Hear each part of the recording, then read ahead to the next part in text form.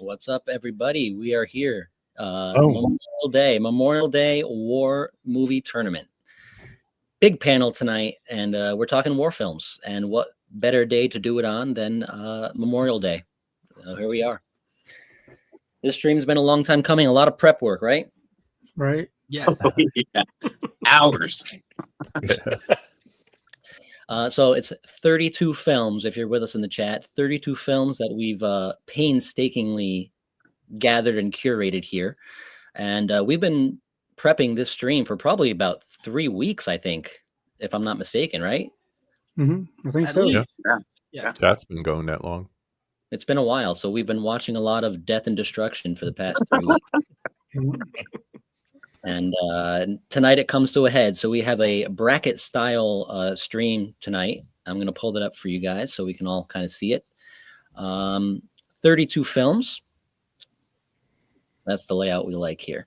And we're going to go through head to head. It's kind of like a East versus West, and then we get the final out of each side here. And we're going to be starting in the top left corner in a moment. But before we get started, let's just dive into the chat super quick and see who's here. We have Draculina Horror. Now, she was actually supposed to be a part of the stream, but she, if you guys don't know, has 3 new babies that she's taking care of, triplets. And wow, I was actually shocked that she even agreed to try to do the stream, because I can't imagine how hectic life is for her and her husband right now. But Yeah. she couldn't make it, but she's here with us, and we had Tim jump in and help us out at the last minute. Thank you, Tim. All for it. Yeah, and Caprice had a lot of good film recommendations. Yeah, she did. Yeah, she did. Yeah, we got Gus here in the chat as well. Holland, good morning, Vietnam. That one almost made the bracket. We talked about it, but we had to make some tough cuts. But yeah, we're gonna get going right away here. Let's see here. Vin, are you gonna tell the audience like who chose what movie or no? As the films pop up head to head, you guys can kind of claim like, oh, that was mine type of deal. Okay. So essentially, everyone on the panel besides Tim, because we had to swap, but everyone on the panel submitted 4 films that are war or war related. So as we go through, we'll kind of tell you which one was ours as we go through. But we're going to do head-to-head battles here. And as we go through, we're going to do a very streamlined, very simple way to vote on this. We're going based off of Rotten Tomatoes scores. So each film head-to-head matchup will have an underdog. The underdog is the film with the lower score. When it's time to vote, after we talk about it, it's called the underdog fist. If you want the underdog film to move forward, show that fist. If we get 5 or more, the underdog film will move on. All right. All that being said, we have a lot of back and forth to get through here. We got Haley in the chat as well. So we're going to go ahead and start it off with the first matchup. Here we go. We have Grave of the Fireflies versus Pearl Harbor. Who picked these films? I chose Grave of the Fireflies. All right. Well, it's Eddie versus Eddie because I chose Pearl Harbor. All right, And so I again, am- take a few minutes and just anyone who has any thoughts on these films, chime in. And I'm proud to have picked Pearl Harbor. It's the lowest rated on Rotten Tomatoes out of all of these. Yeah, I think it's like a 26. I love Pearl Harbor. So Yeah, I actually I, love I Pearl will Harbor. say I was happy to see Grave of Fireflies on this list because I came into this late. I got to see the list late. Grave of the Fireflies is insanely devastating. I've seen it the one time. I probably won't watch it again, but damn, is it impactful and it sticks with me. Yeah, I was just about to say that it's a movie that stays with you from the first time you see it, and there is a certain scene or two that you won't forget it. And you know, for an animated movie to have such a impact, and we'll come up with this trope again, but the casualties of war element to it really delivers on that. Yep. It was a first time watch for me because of the live stream, and you know, it's a tough movie to watch. As far as Pearl Harbor, I did rewatch it just right. I finished it right before the live stream. It had been a long time since I had seen that one, so it was good to see both of these. Well, what'd you think of Pearl Harbor, Tony? I had seen Pearl Harbor before, but to me, it was more love story than there was War. the battle. But the battle, when it came time for the battle, it was really good and impactful. It almost felt like Titanic to me in a way. Pretty much it. Yeah, both are good. All right. I'm going to play devil's advocate a little bit because I know the underdog is Pearl Harbor here. Now, Yep. Grave of the Fireflies, I never saw it. I watched it today for the first time. I feel like Pearl Harbor fits the mold of what I think of a war film more than Grave of the Fireflies does. Yes, it is set during a war, but it's not really about that per se. It is about the struggle of this brother and sister. And it is devastating. It's tough. I'm not a huge fan of movies like that where it's just sad the whole time and then it ends sadly. Pearl Harbor at least mixes in a love story and action scenes and a great Hans Zimmer score, by the way. Fantastic score. One of his So, best. Better or worse movie. I'm not here to say that, but all I'm saying is I think Pearl Harbor got some merits in the tournament like this, over the other movie. But I did like. I can't say I liked it. Grave of the Fireflies. Like I think that's weird to say. Like, oh, I love this story of these people starving to death. But it was interesting, and I'm glad I watched it. And Yeah, don't forget Bayism when it comes to Pearl Harbor.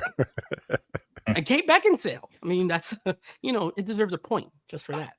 Yeah, for me, Grave was a first time watch as well, and I get how it can be obviously a very impactful film, but I guess I just don't connect with anime as much. Where like the scenes where it was supposed to be like hard hitting and meaningful, like I just kind of it's just me. I just disconnect with anime. It doesn't do it for me in that way. I can't I don't know. So Same. we'll That's see. relatable. Yeah. I get what you're saying. Absolutely. I watched this for the first time yesterday. Yeah, I'm not a big anime guy in general. I only seen like a handful, and this was one of them. I did get choked up and teary eyed because I don't know. It's the emotion of it all, and the fact that it's a child.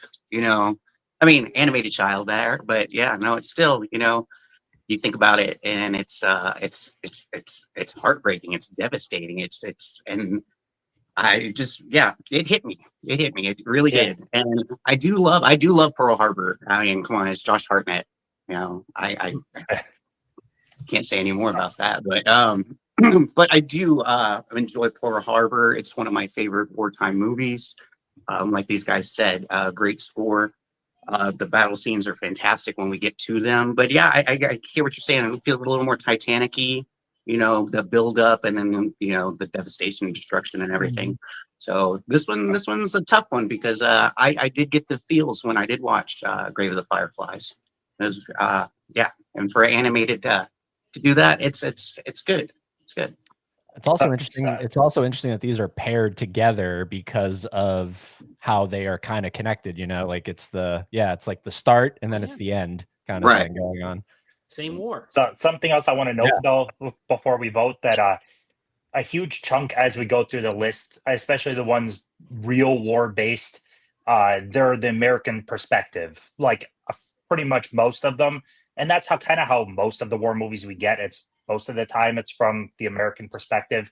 We don't get a whole lot of the Japanese perspective. It's few and far between. So I appreciate getting something different. I know we're holding the stream on Memorial Day for United States, but it is nice to get other people's perspective when it's for the war too.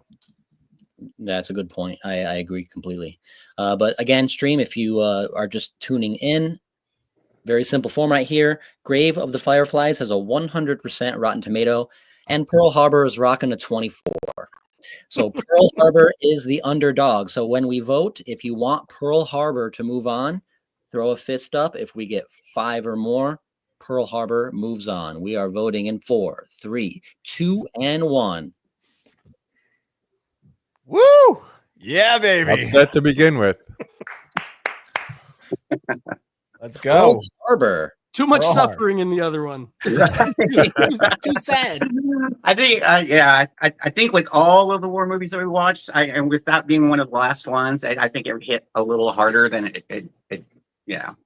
But All right, that brings us to Hacksaw Ridge versus Buried. Ooh. I know Eddie chose Buried. Who claimed Hacksaw Ridge? That would be me. All right, so we I got did as well. For me, when I went to see Hacksaw Ridge, I was not expecting to like this. Not necessarily for who made it, but I was just like, Spider-Man in the war? Come on.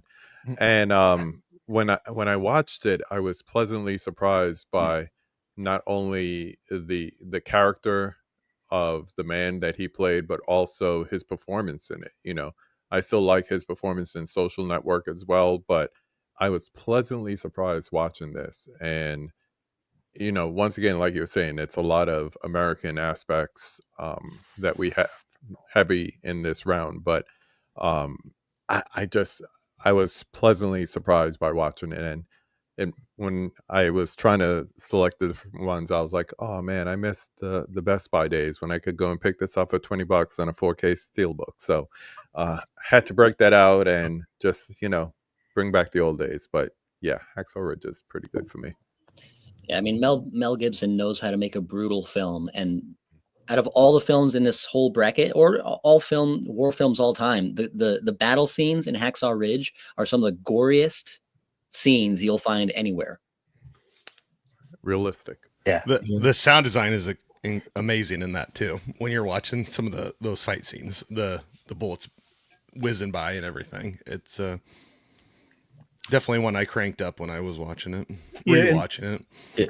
Plus the thought that, you know, it was a nice surprise for me too when I saw that one in the theater. I wasn't expecting to like it as much as I did.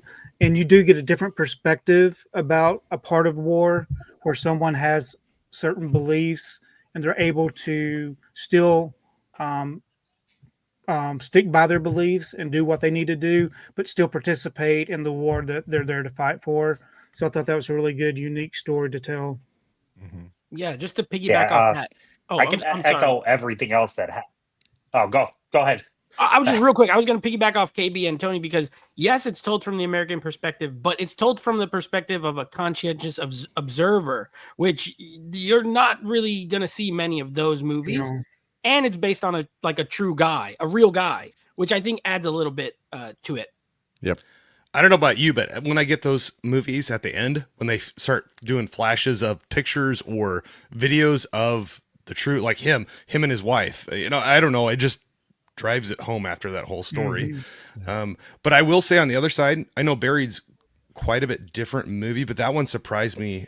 I knew what it was when I was going into it, and I was very I don't know if that's a good way, entertained, but it pulled me in.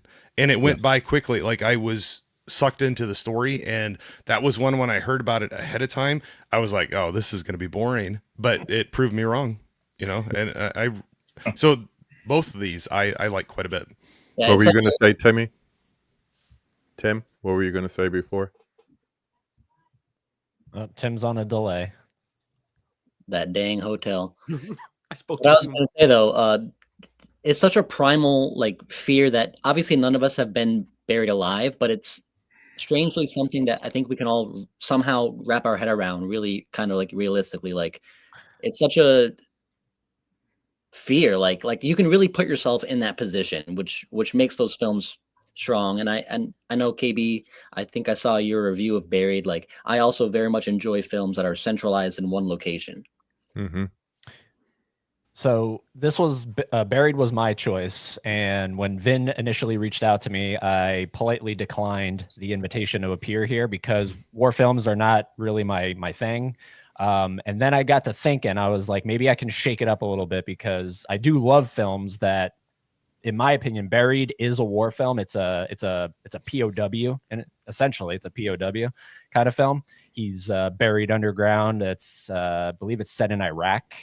And so it has the war element to it, but again, similar to Grave of the Fireflies, it's not necessarily directly war related, but I think it's interesting because I think when you watch it, you don't even necessarily realize you're watching a POW movie until like maybe halfway through, or maybe toward the end, but that's essentially what it is. So it's definitely a different perspective when you throw it up against Hacksaw Ridge, but super intense. Both of these are super intense. And one of the bleakest endings. Oh my God. One of the greatest endings, in my opinion. One of the greatest endings. You know, I'll agree. And then spoilers for the chat if you don't want to know. I won't go into direct spoilers, but I didn't know how this film ended. I didn't look it up or anything. And I was sure that it was going to have a rosier ending. And when it actually elevated the film quite a bit, because you expect it to be a certain way. And when it doesn't go that way, and they really hammer it home, we'll go ahead and talk about it. He's on the phone. He's on the phone with his wife, and she's just telling him, like, tell me you're coming home. Tell me you're, and he said, I promise I'm coming. I'm coming home. And they just really, they made a deliberate choice to hammer that fact home that, like, this guy's going home. They're professing their love. And it's like, geez, then it doesn't work out. And it's like, yep. And it just fades to black and it's a wrap. Yeah. But I'll say that's a big kudos to the writing of this movie to be in a confined space like that for that amount of time. And for me anyway, I was sucked into that movie and was invested the whole way through there. You got to be doing some storytelling to keep you entertained when you got one person basically in a phone, but in a box for the entire movie. I was entertained the whole time through that. Yeah. And I said this to Vin, but he said it's not a like a high bar, but it's Ryan Reynolds' best performance. Oh, he did a great job. Yeah. So here's the fun twist. Hacksaw Ridge is actually the underdog. Whoa. What? Wow. Wow. Well, Buried has an 87 Rotten Tomatoes score, and Hacksaw Ridge has an 84. Wow. Close. So we're going to hold a fist up. If you want Hacksaw Ridge to move forward, we're going to hold a fist up. Here we go. In 4, 3, 2, 1, fists for Hacksaw. It was nice knowing you, Buried. I will tell you that's a tough one though. I enjoy both of those. They're both strong stories. If this was movie on movie and not war movie, it'd be a different thing for me. Yeah. I tend to agree with that. Another The great warness of war of Hacksaw Ridge is what I think of more when I think of a war movie. And if you're watching on the stream, and also for the panel at large here, we're taking our time discussing these films. So the first round's going to go a bit slower, but as we get through the first round, we're going to be moving a lot quicker. Yep. So we have Aliens head to head, obviously the favorite here, versus Lone Survivor. As far as Rotten Tomatoes score, Lone Survivor is the underdog pick here. And this is another pick, Aliens. So I'll speak on this because I came into obviously this later and saw the final list. Memorial Day, I think of war. I'm not into science fiction and things like that necessarily when I think of war. So I'm going to heavily lean one direction. I think as a movie, Aliens is freaking fantastic. It is so damn good. But Lone Survivor, when I did like true story, actual war movie, that's damn good performance by Wahlberg, and Wahlberg sucks very often. So it's actually a pretty good performance by him.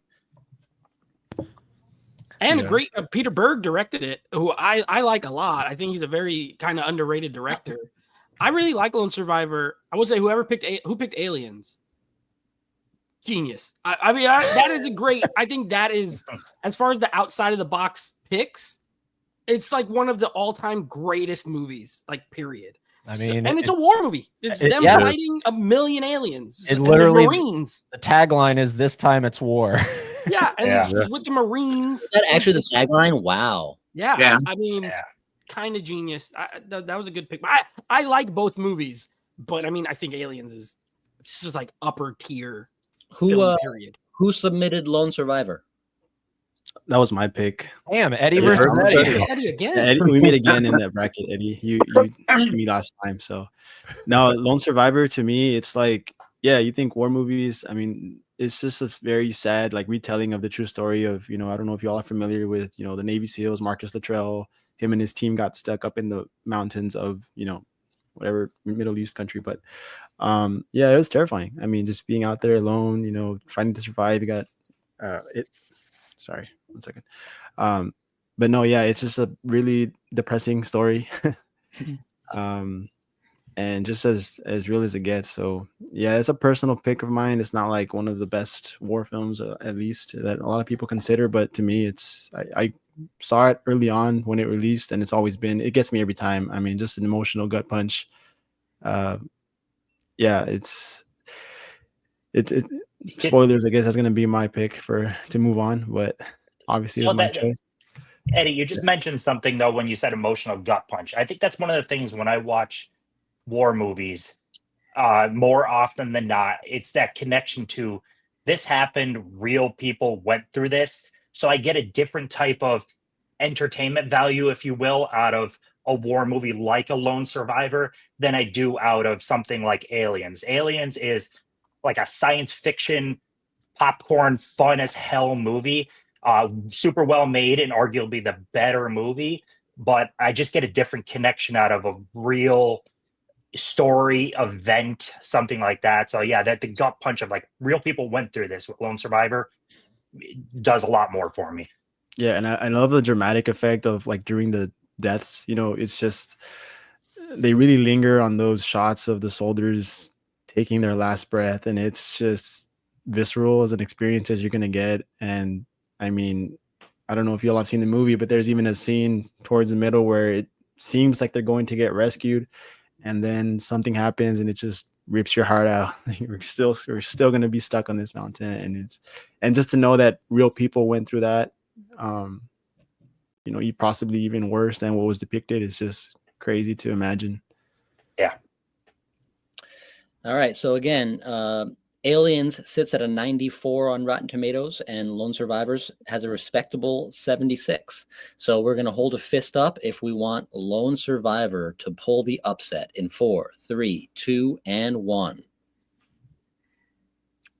Oh. Wow. Lone Survivor. Interesting. Well, I mean, come on. Survive. Yeah, like when you pit it up against that choice. I mean, Maybe the Firefly should have won. put Aliens up against Warhorse. Hey, come on! That was one of my picks. Come on now, come on. And Just to be clear, we just advanced Lone Survivor, correct? yes, Yes. Yeah. Just had to double check. and just to be fair, like 4 of my other choices were already picked by other people, so I was trying to find something else. So we'll just say that. So. I did. This might be the selfish part of me, but I'm kind of happy with like if this on Memorial Day ends up with something reality based. That might be the selfish part of me, but like, No, it's going to be Kinda Starship Troopers.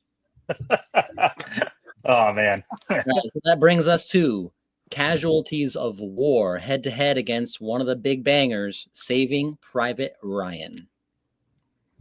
All That right. gotta be like the Mike Tyson of this, Right. this competition, honestly. Here I am, Little Glass Joe over here. Casualties of War is a cool pick. That was Rick, your I for some reason it was one of right when Ben asked me to be a part of this. It popped right in my head for some reason, and I have not seen this since probably like 90 something. So for it to pop right in my head as being a war movie that I wanted to be a part of this tournament, that doesn't impact me, and I had to go back and rewatch it to get it all back. But yeah, I rewatched it the other day, and actually I rewatched it after Grave of the Fireflies. So that was a rough day for me. Then you go put Paddington 2 in after that. I or know you something, need a palate cleanser. No, after I that. actually watched one more war movie after that, so I was glutton for punishment. But anyway, so we've got Sean Penn.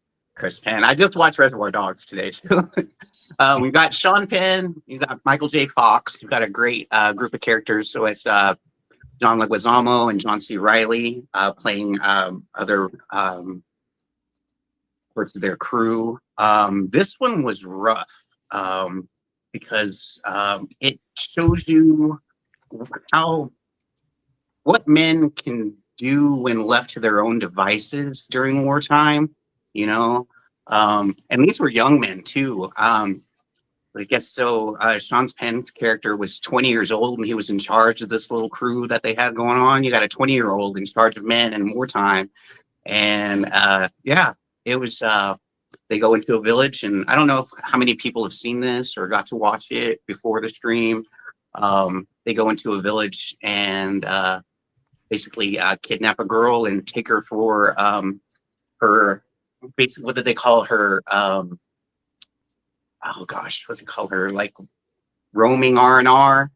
So just kidnap her and take her for to have fun with, and it's heartbreaking. It's Michael J. Fox plays the one soldier who stands up to the others, and like I said, it's heart-wrenching. It's heartbreaking to see what this young woman goes through, and Michael J. Fox as well. If he's struggling, you're part of a unit, you're part of a team. You're supposed to, be there for each other and back each other. But how do you back somebody that's going off the rails? It's just sad and sickening. So, but Yeah. I chose this because it was rough. It shows you another aspect of war. Not just the fighting, but what can happen. Now, It's full KB, text. you submitted Saving Private Ryan, correct? Yeah, I mean, it's when I think of war movies is the first thing that comes to mind. I think that might have been the first one that I mentioned because you could just say Spielberg, or you could just say, beach scene, or whatever you want to say about this movie. There's so many elements to it that just stands out. It is a heavy hitter. It is what most people consider when they talk about American war movies, especially modern ones, compared to ones from past decades. But what it shows as far as the brotherhood, and you don't always get along with your brothers, and the dedication and the humanity side of the war that they show in it. And it was also a great introduction for a lot of up and coming actors that we know nowadays, but we may not have known at the time when it was first coming out. So, I mean, this is kind of like if this was a basketball tournament, this is like going chalk. This is like, your blue blood, your number one, you expect them to be there.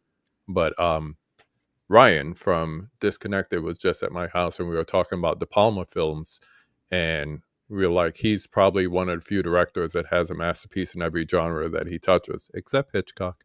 But this is a great movie looking at casualties of war and what he was able to capture on screen, as far as also a different sense of humanity, the type that we don't want to see in the war is ugly side of things. So it's a hard choice, but I think if you're looking for the better one, not to make it into like a wrestling thing, but Saving Private Ryan definitely is the, I don't know, Goated. One of the best. One of the Well, best.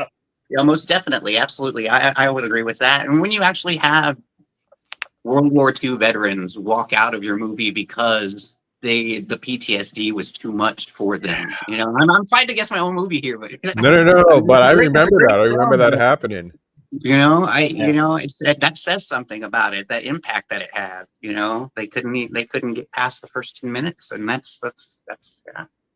And So- us as movie fans, like, oh man, there's nothing like them hitting the beach or whatever it is, because we want the the surround sound and the dramatics of it. But this is like triggering for a lot of people when they see it, especially those who were there. So Yeah. I know that this is war movies. I'm gonna say my favorite thing about Saving Private Ryan. It's a great movie, but it's the reason we have Band of Brothers, and I think Band of Brothers is legitimately the single best piece of war content ever produced. It is 10 out of 10 perfection. And if we didn't have Saving Private Ryan, we don't have Band of Brothers. Band of Brothers is great, and I'd even say then the second after that, the Pacific is great too. Pacific, yeah. Just because I had grandfathers that were involved with both sides of that during World War II, and just something they did not freely talk about, for obvious reasons. And it was interesting to get a different perspective or respect of what these teenagers were going through, So. With Band of Brothers, like was mentioned before, every episode opens with an actual veteran talking Yep. about the war, which, I mean, it was fantastic timing that, I mean, not to be morbid, but that these men were still alive to contribute their testimony to the show. But we're going to go ahead and vote on this one. Casualties of War is the underdog. So if you want to have the underdog casualties of war move on, hold up a fist in 4, 3, 2, and 1. I got two. I got two as my pick. Almost unanimous. Right? I think Saving Private Ryan kind of reset the standard when it comes to war movies. Like that's the Most one that definitely. now all the Yeah. other ones. We got better Aspire to quality be- of movies after that for sure in that genre. All right, we got an interesting one here now. Ooh. Come and see Mm. Braveheart. I've not seen Come and See it. I hear how brutal it is. I never got around to that one yet. I haven't I didn't seen it. get around to that one either. All right, show fans who has seen it because that will make a big difference. Okay. So the three of you can speak to the devastation that this movie, the impact that it leaves on you. You walk away, you either think I absolutely hate this, or I like the quality, but I probably never want to watch it again. And it's just like war. You never want to revisit what you just seen. And the fact that it's not a major world war from an American perspective, and it's almost like how All Quiet is, where you have the fascination of war, younger people, and then you get to the reality of it and you Mhm. deal with it from there. Criterion Channel, library, or actual Criterion next sale, just pick it up. If you don't like it, I'll give you back your $20. Yeah, so I'll kind of add to that. Well, actually, I'll start off by saying Braveheart was my pick, but I have seen Come and See, and it's similar to Grave of Fireflies, to where it's not your traditional war movie, but it's more of an anti-war film, and very difficult watch. It just depicts this, little boy as he is firsthand experiencing the horrors of war and gets caught into, just thrust into these terrible situations, and by the end, he's just this totally different person. Just has gone through so much, experienced this horror firsthand, and it reminds me of another one of those tough watches. Movies like Schindler's List, just really well-made movies that you just never want to watch again. Yeah, I mean, I'll talk a little bit about Braveheart briefly, since it was my pick.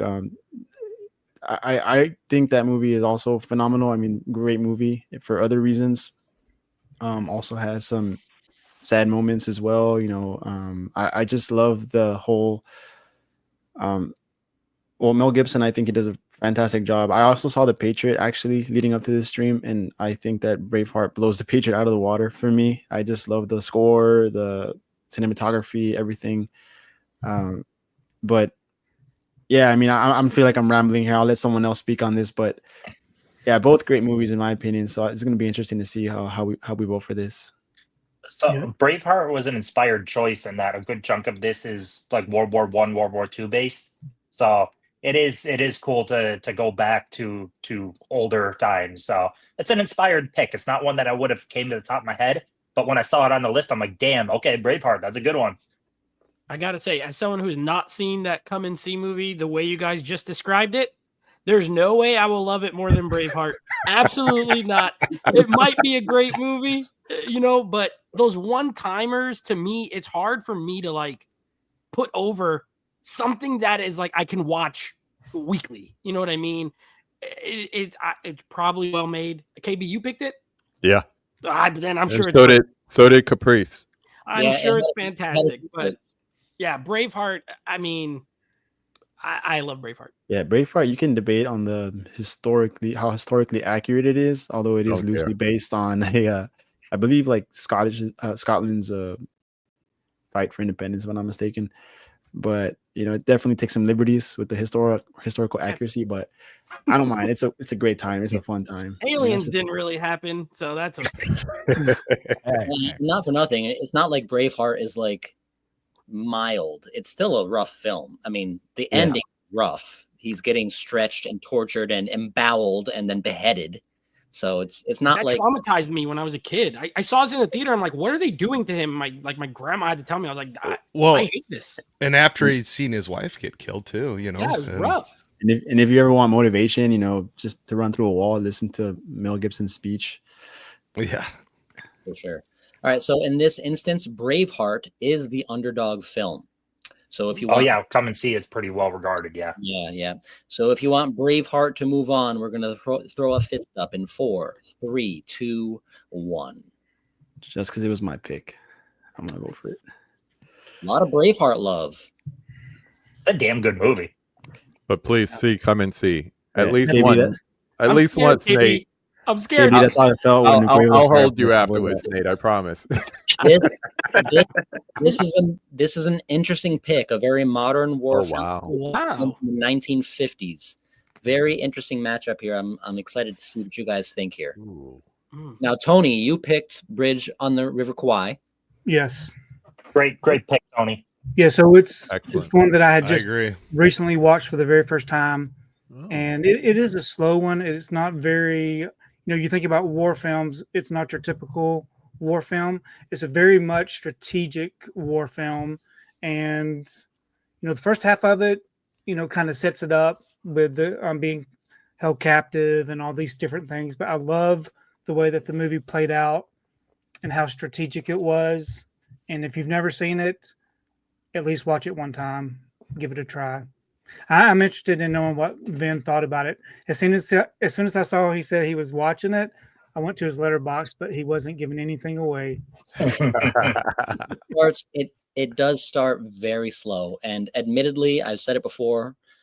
Oftentimes, 1940s, 1950s cinema, it's not my bag. Mhm. So that's part of it, but it's a very slow start. This film's, I think, 2.5, close to 3 hours. 241. Once it gets going and the kind of imprisonment of the English general ends and they start to build the bridge, and then the English general gets really into the construction of the bridge, and you start to see what they're trying to do. Right.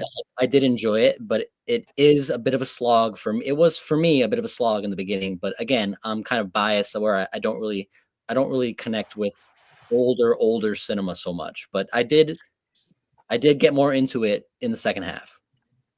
So the 40s Sorry. and 50s Sorry are to interrupt. But that being said, I fucking Oh. love Jarhead. I think Jarhead is fucking fantastic. It's crazy. Welcome to the duck. the 40s and 50s are chocked full of war movies, though. I mean, from the time of the war through the next 15, 20 years, they're just releasing them one after another, after another, after another. I think there's more war movies in the 40s and 50s than every other decade afterward combined. And all with that said, Bridge over River Kwai stands at the cream of the crop towards the top when it comes to those decades for war movies. So really inspired choice, Tony. I Yeah, dig it. It also gives you the aspect of being a prisoner of war and how you almost become accustomed to those conditions. He was such a person that he wanted that bridge to be perfection. He wanted it perfect until it finally clicked again in his mind. Hey, this is what needs to happen. And to me, I just love the way that it ended. So I didn't get to revisit these movies before the stream, but I saw Jarhead. That one never stuck with me for some reason. When I saw it in the list, I'm like, oh yeah, that movie exists. So I kind of want to revisit it after the stream, but I legit forgot Jarhead exists. I don't know why. It's an interesting look at the Iraq War, where you have all these testosterone-fueled young men that go over there, and then they just have nothing to do, and they're kind of given busy work to do. But it's an interesting look at what men do. I think it was touched on earlier in the stream when they actually don't have war activities to perform. And I think Sam Mendes is a fantastic director of 1917, and there's some great cinematography in Jarhead as well. So if Jarhead is one that you were kind of like, Jake Gyllenhaal, what is that movie like, and you kind of slept on it, give it another shot. Would be my recommendation. I think Caprice might have put up Jarhead, if I'm not mistaken. Yeah, I mean, and you got two great, right? Sam Mendes, a modern great. David Lean, one of the all-time greats as far as directing. I have not seen it yet, Bridge on. I have it, and I haven't seen it. Similar, Vin. I mean, I like old movies, but daunting just because of the runtime. I've always kind of like watch other stuff. I saw Jarhead at the theater, and I want to say it was 2006 that it came out, or 2005, one of them. And I did not like it. So, and I think I said that in the chat. It was not, and I think I went in thinking it was going to be something different than it is. Because like you described it perfectly well, but that's not really how it was marketed when it came out. No. So I remember not liking it, but I do want to watch it now, knowing what it's not. To see if I like what it is. So, if I remember right, was this like Jarhead came out like the same time as like The Kingdom and stuff, right? Like I felt like we got a lot of movies It was kind of like definitely that in the around mid that. 2000, like 05 or 06, it came out. Okay. Yeah. Yeah, like I said, I forgot the movie existed. I completely forgot about it. All right, we're going to go ahead and vote on this one. Jarhead is the underdog. It sits at 60% on Rotten Tomatoes, which I can't believe, quite frankly. But if you want to have Jarhead pull the upset and move on, throw up a fist for Jarhead in 4, 3, 2, and 1. High five, Eddie. We're the only ones Wait, there. hold on. Wait, where are we on? This way? I don't know. You're that way on mine. I did like Bridge, though. I did like that one, but I really liked Jarhead. All right, we're getting toward the end of the first round of this side of the bracket. We have Glory. Damn. And Mel Gibson just keeps coming. That's He a does good battle He right does good there. war films. These were both mine. So this was the one I was talking about where I got to face myself. All right, I'll just explain what I did when I picked my movies, and then I'll touch these real quick. I wanted to pick when we had 5, and then there were all of them were from different wars. So I didn't want to pick like the same war in any. So this was Vietnam. We were soldiers, the Vietnam War. Glory, of course, the Civil War. So I was like, we're gonna go way back. I like We Were Soldiers. I think it's more of the as we talked about earlier, the traditional rah-rah America type movie where we are good, they are bad, a more old school kind of Hollywood, but rated R, like it's super brutal. But good performances, like Madeline Stowe. There is a scene where the wives have to go and like drop the letters off to the soldiers who have been killed. That's very like emotional. It's a good movie, and I believe Randall Wallace directed, which he also did Braveheart. So this was a Mel Gibson, Randall Wallace part 2. But Glory, I saw it in high school, and I instantly fell in love with it. Denzel Washington, amazing in it. Everybody amazing in it, but him especially. And I feel like it's a little bit more, and it's like it's a movie you could watch now, and it's still timely, even though it's set in the Civil War, the American Civil War. Edward Zwick directed it. I think the performances are great. I really like both, but I think I love Glory. So that's, if I had to pick against myself, that's kind of where I'm leaning, but I think both are good films. Yeah, I'm in the same camp because I remember watching this, and I remember it was like pushed like a Matthew Broderick film. I think he even gets the top billing. Yeah. But the moment Denzel pops on the screen, is like, okay, scene stealer. Then you realize, oh no, he's just taking the whole movie. Same thing with was it Morgan Freeman in it too? Morgan Freeman, yeah. Yeah. Gary Elwes was in this one. Yep. So it wasn't that Broderick was bad. It was just that everybody else who was in scenes with him or in separate scenes just like stole the show over and over and over. But yeah, this is one I remember when this came out. I'm going to date myself, on DVD, and it was like a big deal because it was like a 2-disc special edition. I'm kind of looking at it over there right now, and I just remember saying, we have so many World War II and Vietnam movies because those are subgenres that people in our family, whether it's our grandpa or uncle, whatever, can relate to because they might have went through it. But Civil War wasn't really getting that many movies that go along with it. Not one Still that doesn't. we had on the list, but Hamburger Hill, is that a Civil War movie? No, that's Vietnam. That's Vietnam. Okay, so see, I'm struggling just to find another quality Civil War movie that we could all relate to. But Nate's right. You could throw this on today, and it's a good watch. So I would definitely say Glory of the two. These are two completely different classes of movies. Glory is the Saving Private Ryan of the Civil War. Like it's I mean, this isn't even a competition to me. Yeah, for me, my only problem with Glory is Matthew Broderick, quite frankly. You touched on it, KB, how he was kind of billed as the top actor. And I couldn't buy him when I was watching that film. Like this fresh faced fucking, he didn't do it for me, you know, and he has a very prominent role in that film, which I didn't like. Yeah, he was overshadowed. Anytime he was on screen with somebody else, he was overshadowed. Now, Glory is the clear favorite in this from Rotten Tomatoes. It sits at a 95. We Were Soldiers actually has a pretty low rating at 63. So if you want We Were Soldiers to pull the upset, pull up a fist in 4, 3, 2, and 1. Nope. You're going against yourself there, Nate. I'm going against myself. I can't be mad. You know, one of them's moving on, so I'm not even mad about it. All right, here we go, baby. One of these Fun, is fun, mine.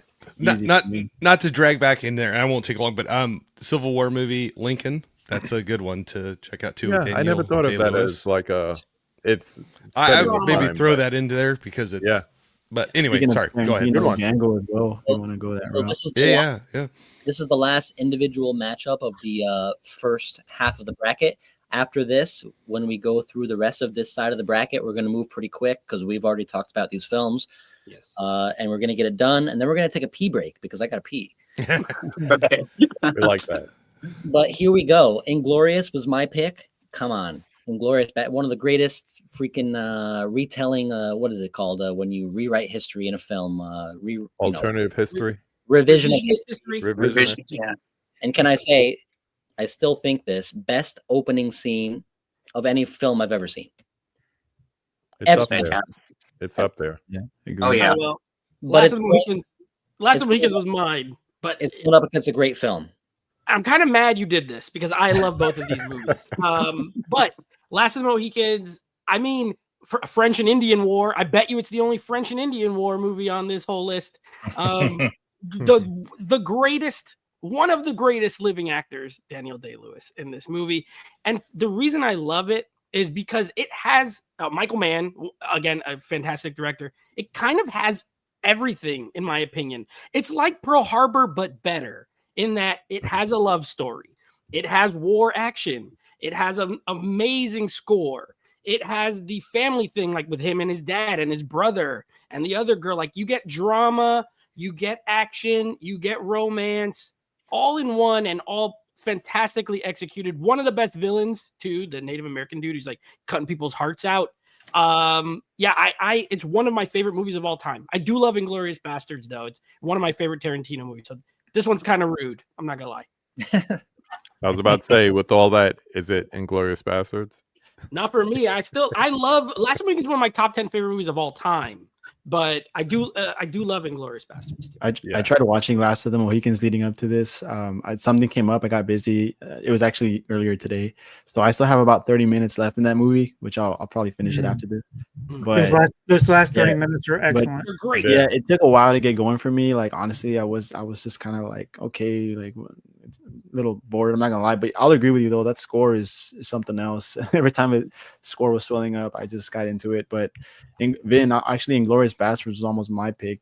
You stole it from me, but yeah, I love that movie. Tarantino's like probably my favorite filmmaker, and yeah, I agree with Gus in the chat there, where he says it's somewhat of a comedy. It has some really funny moments. I mean, you think of that scene with Brad Pitt in the theater, and they're just pretending to speak Italian.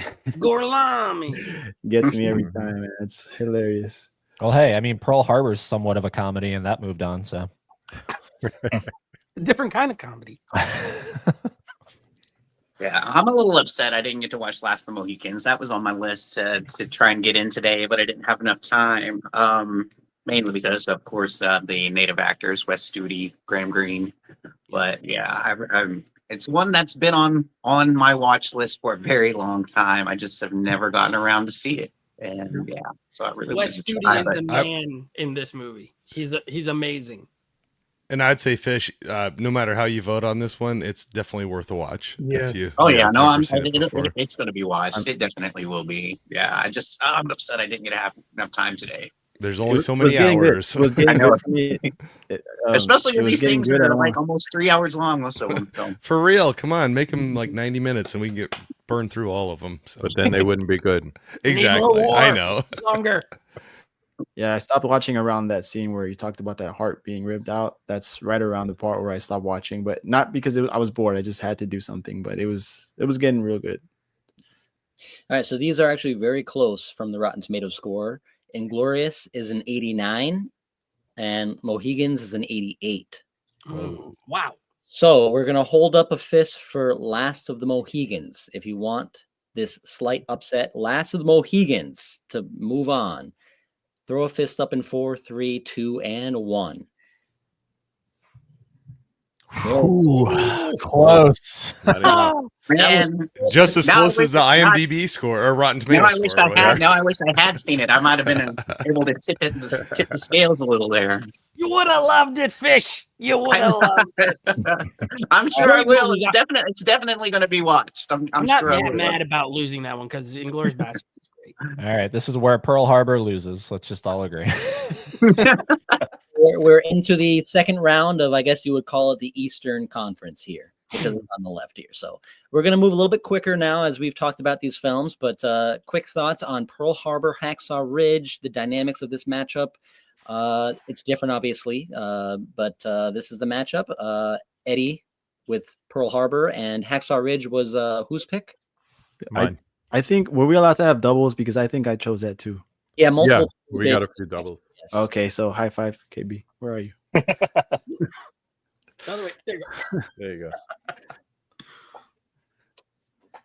But yeah, if no one has any new insight into these films, we'll go ahead and vote. Hey, yes, thank you. There you go. Support from Sarah. I mean, Pearl Harbor beating Grave of the Fireflies seems like that was like its championship game. That was That a was Cinderella. Yes, I mean, thank That was you. a Great, Cinderella game. Yes. great point. Yeah, thank you. Yeah, that was the year Duke got beat by the 16. That was the 16 versus 1 right there. That was a huge upset. So Pearl Harbor is the darling upset here, upset pick. If you want Pearl Harbor to pull a stunner, throw a fist up in 4, 3, 2, and 1. Oh, Fish. Some I gotta solidarity. do that Heartnet love. I'm sorry, I can't get away That's from right. it. I'm a true. No Andrew Garland love? Come on. Nah, I like Garfield. I'm joking. Thank you. All right, that brings us to Lone Survivor and SPR. Wow. Yeah. All right. This one while it lasted. These are getting tougher and tougher as I go along here. Yeah. As they should, right? Like Yeah, no, Harder, absolutely. But yeah. If we're all good, we're gonna clean up this Eastern Conference bracket here. We're gonna go right to it here. Let's do it. Yep. If you want Lone Survivor to pull the upset of all time, throw a fist up in 4, 3, 2, and 1. It was my Stand pick. I gotta strong, defend Eddie. my pick. you gotta do it. Stand strong, Eddie. Here we The go. lone survivor right here. Here we go. Ooh. Oh wow. I like this one. Ooh, okay. Wow. This is an interesting matchup. I think it's worth talking about for a minute. Yeah, Now- you got classic versus modern classic. 3 hours versus almost 3 hours. Mhm. You know, just So do who's double seen feature. You can be Braveheart there all versus day. who's seen- Two different time periods. I mean, a film, Yeah. not necessarily the time period of the war, but the time period that the film was made. 90s, the greatest The versus 50s, Well, but I'll also make a good. brief. I'll make a brief case for Braveheart since it's my pick. One thing that I keep noticing as far as like which is a superior war movie, we keep saying that it has a little bit of everything, right? Like a love story, war action. I mean, Braveheart checks all the boxes for me. I mean, I don't know if it won any Oscars. I'm going to assume that it did. You talk about that score, did. you know, Mel Gibson's performance, just the brutalities of war, you know, it just makes you want to run through a wall, you know, that fighting for your independence, tale of revenge. I mean, it has everything. It's just, yeah, one of the better movies, war movies, in my opinion. It Yeah, that won was 5, including Yeah. Best Picture and Best Director. I mean, best picture. It's the best picture. Bridge on the River Kwai won Best You know- Picture also. Yep. Oh, it's Yeah, the I was best about to picture say- also. I mean, Well, that's what I good said. match. I didn't. I didn't want to be a. Well, I didn't want to be a smarty, but I was like best picture of that year. Yeah. It's the best picture of the matchup, except it's not. They're both the best picture of the matchup. Mm-hmm. I like Braveheart better. Again, I haven't seen the other one, but I just don't imagine I'd like it better. I've seen Braveheart too many times. I like what Eddie said. For me, a movie that does everything and does it all well, I tend to lean towards, even if it's a war movie, like that could be the basis. But if you're able to have good characters, a romance, and in this case, a kind of a tragic one, like all those little things add to the war part of it.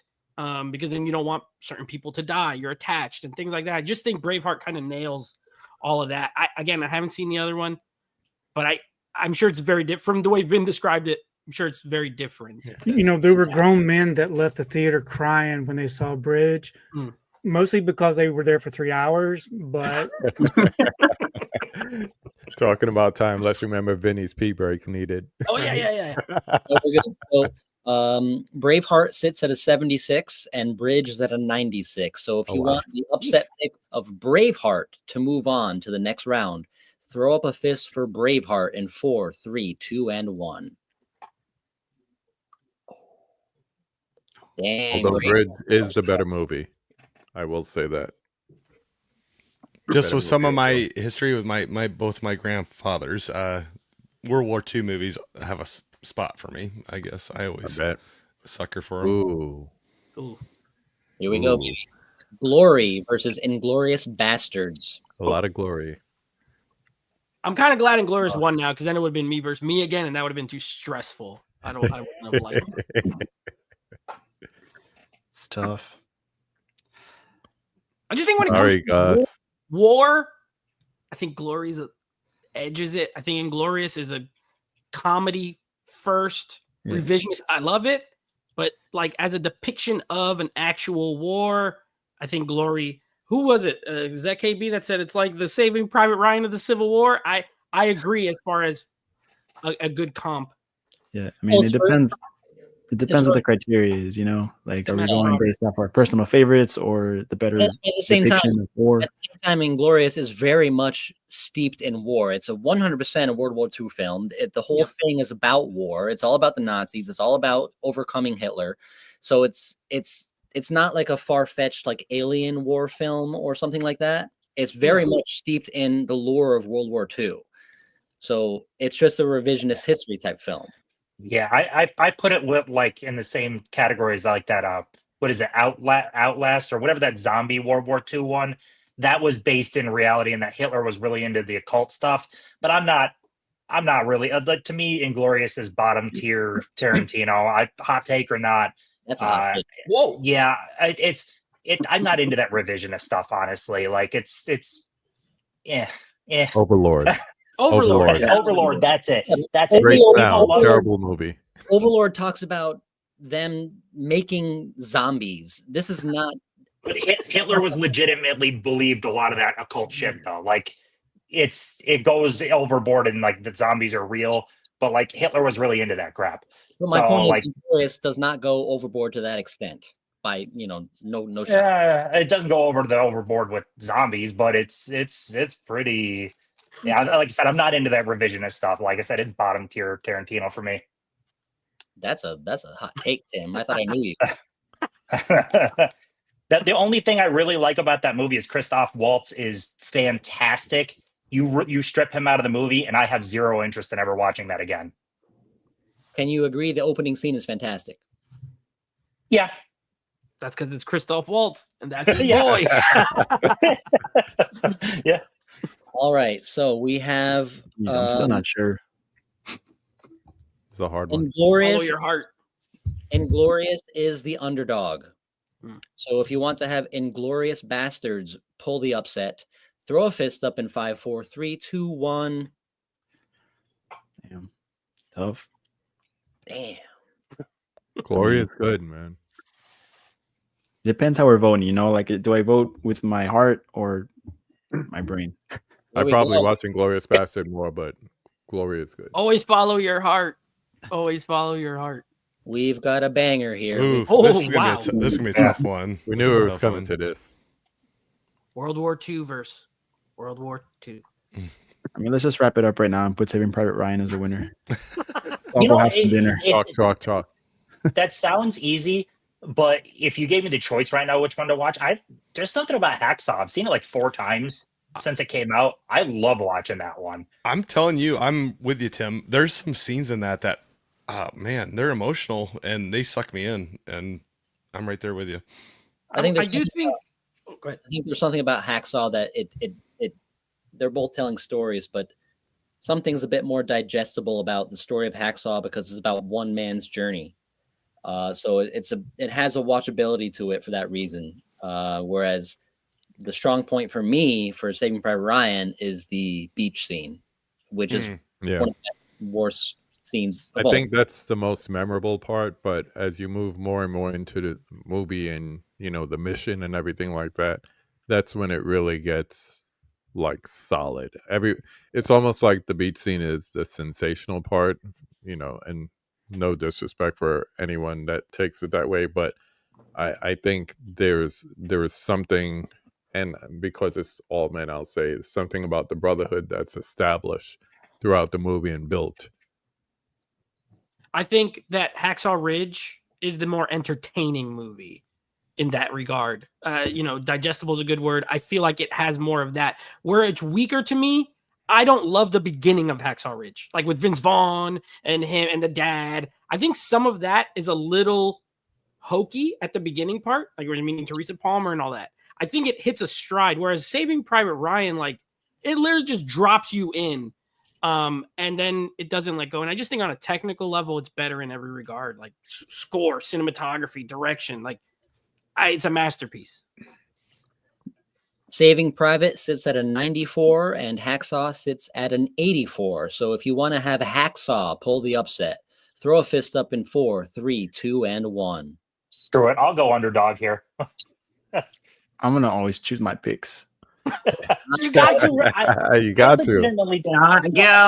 I thought about it just a little bit, but even though it lost, I'm throwing my hand up for Hacksaw. Yeah, It has a little bit more rewatchability for me. I don't know, and to me, like, is a little more intimate. Like one character and his battalion and his group, but him going above and beyond, saving others.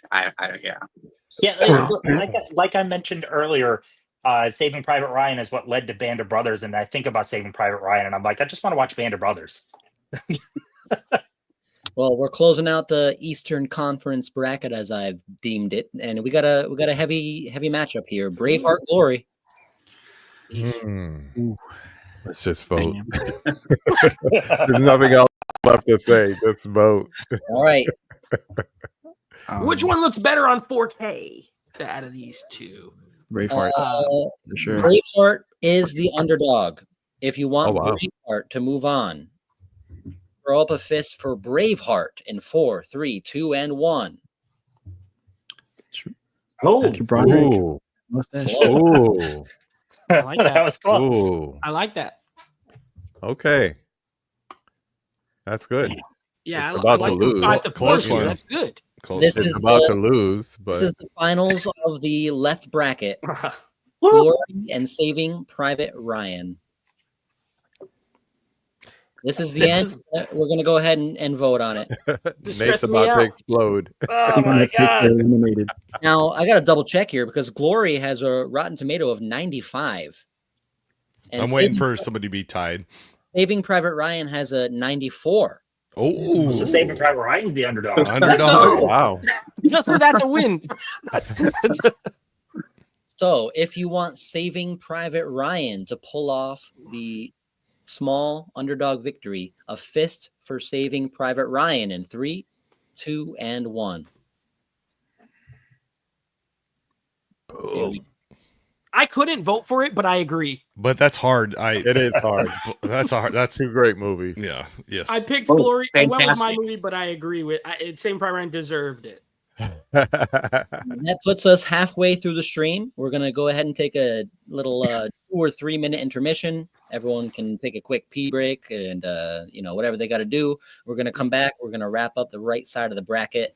and continue on. Nice. Sounds good. Sounds good. All righty. Everyone shut their cameras off. All right. I guess I'll take a break. I got nothing. I'm in a hotel room alone, so I got nothing going on. Be back.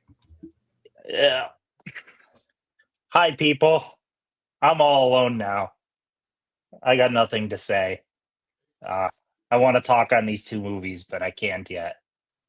That was a good matchup on the one side. I got nothing to say. I don't know. Talk to me. Where's World War Z, Gus? World War Z, yeah. Hi, Tim. How's the hotel? It's okay. It's an okay hotel. It's a Staybridge Inn. I've never been in one, but I got a full little kitchen and stuff. It's adequate, and the stores in this area have been top notch. I'm back to join you. I got an American flag cookie for Memorial Day. Oh, nice. There you go. Yeah, this stream is fun, but it's about to stress me out. I'm telling you right now. Like, so I know. picks is rough. This is so rough. like. At least this one's starting for me easy, in a weird way. But yeah, there's some interesting ones like Full Metal Jacket against Fury down there. What's against Schindler's? I can't tell with that picture. Oh, that's I think that's like a King Arthur movie or something like that. Oh, okay. That's The Messenger from 1992 about Joan of Arc. Oh, The Messenger. Okay, I have that movie. I feel bad for The Messenger then. Luc Besson. Yeah, that first round was kind of hardcore. I loved it. Glory against Saving Private Ryan though is a hell of a final pick. It was the Saving Private Ryan of the Civil War versus Saving Private Ryan. Actual. Yeah, I was going Glory purely just because it would have been cool for that to move, but like you can't go wrong with Saving Private Ryan. Not at all. Yeah, I was overall happy with how that turned out. How you doing, Tony? Good. That's good. Yeah. Feels like it's been a long time since I was on a stream with you. Yeah, it's been a while. Yeah. I used to do that stream thing all the time. Not as much now. Yep. Things change. Yeah. How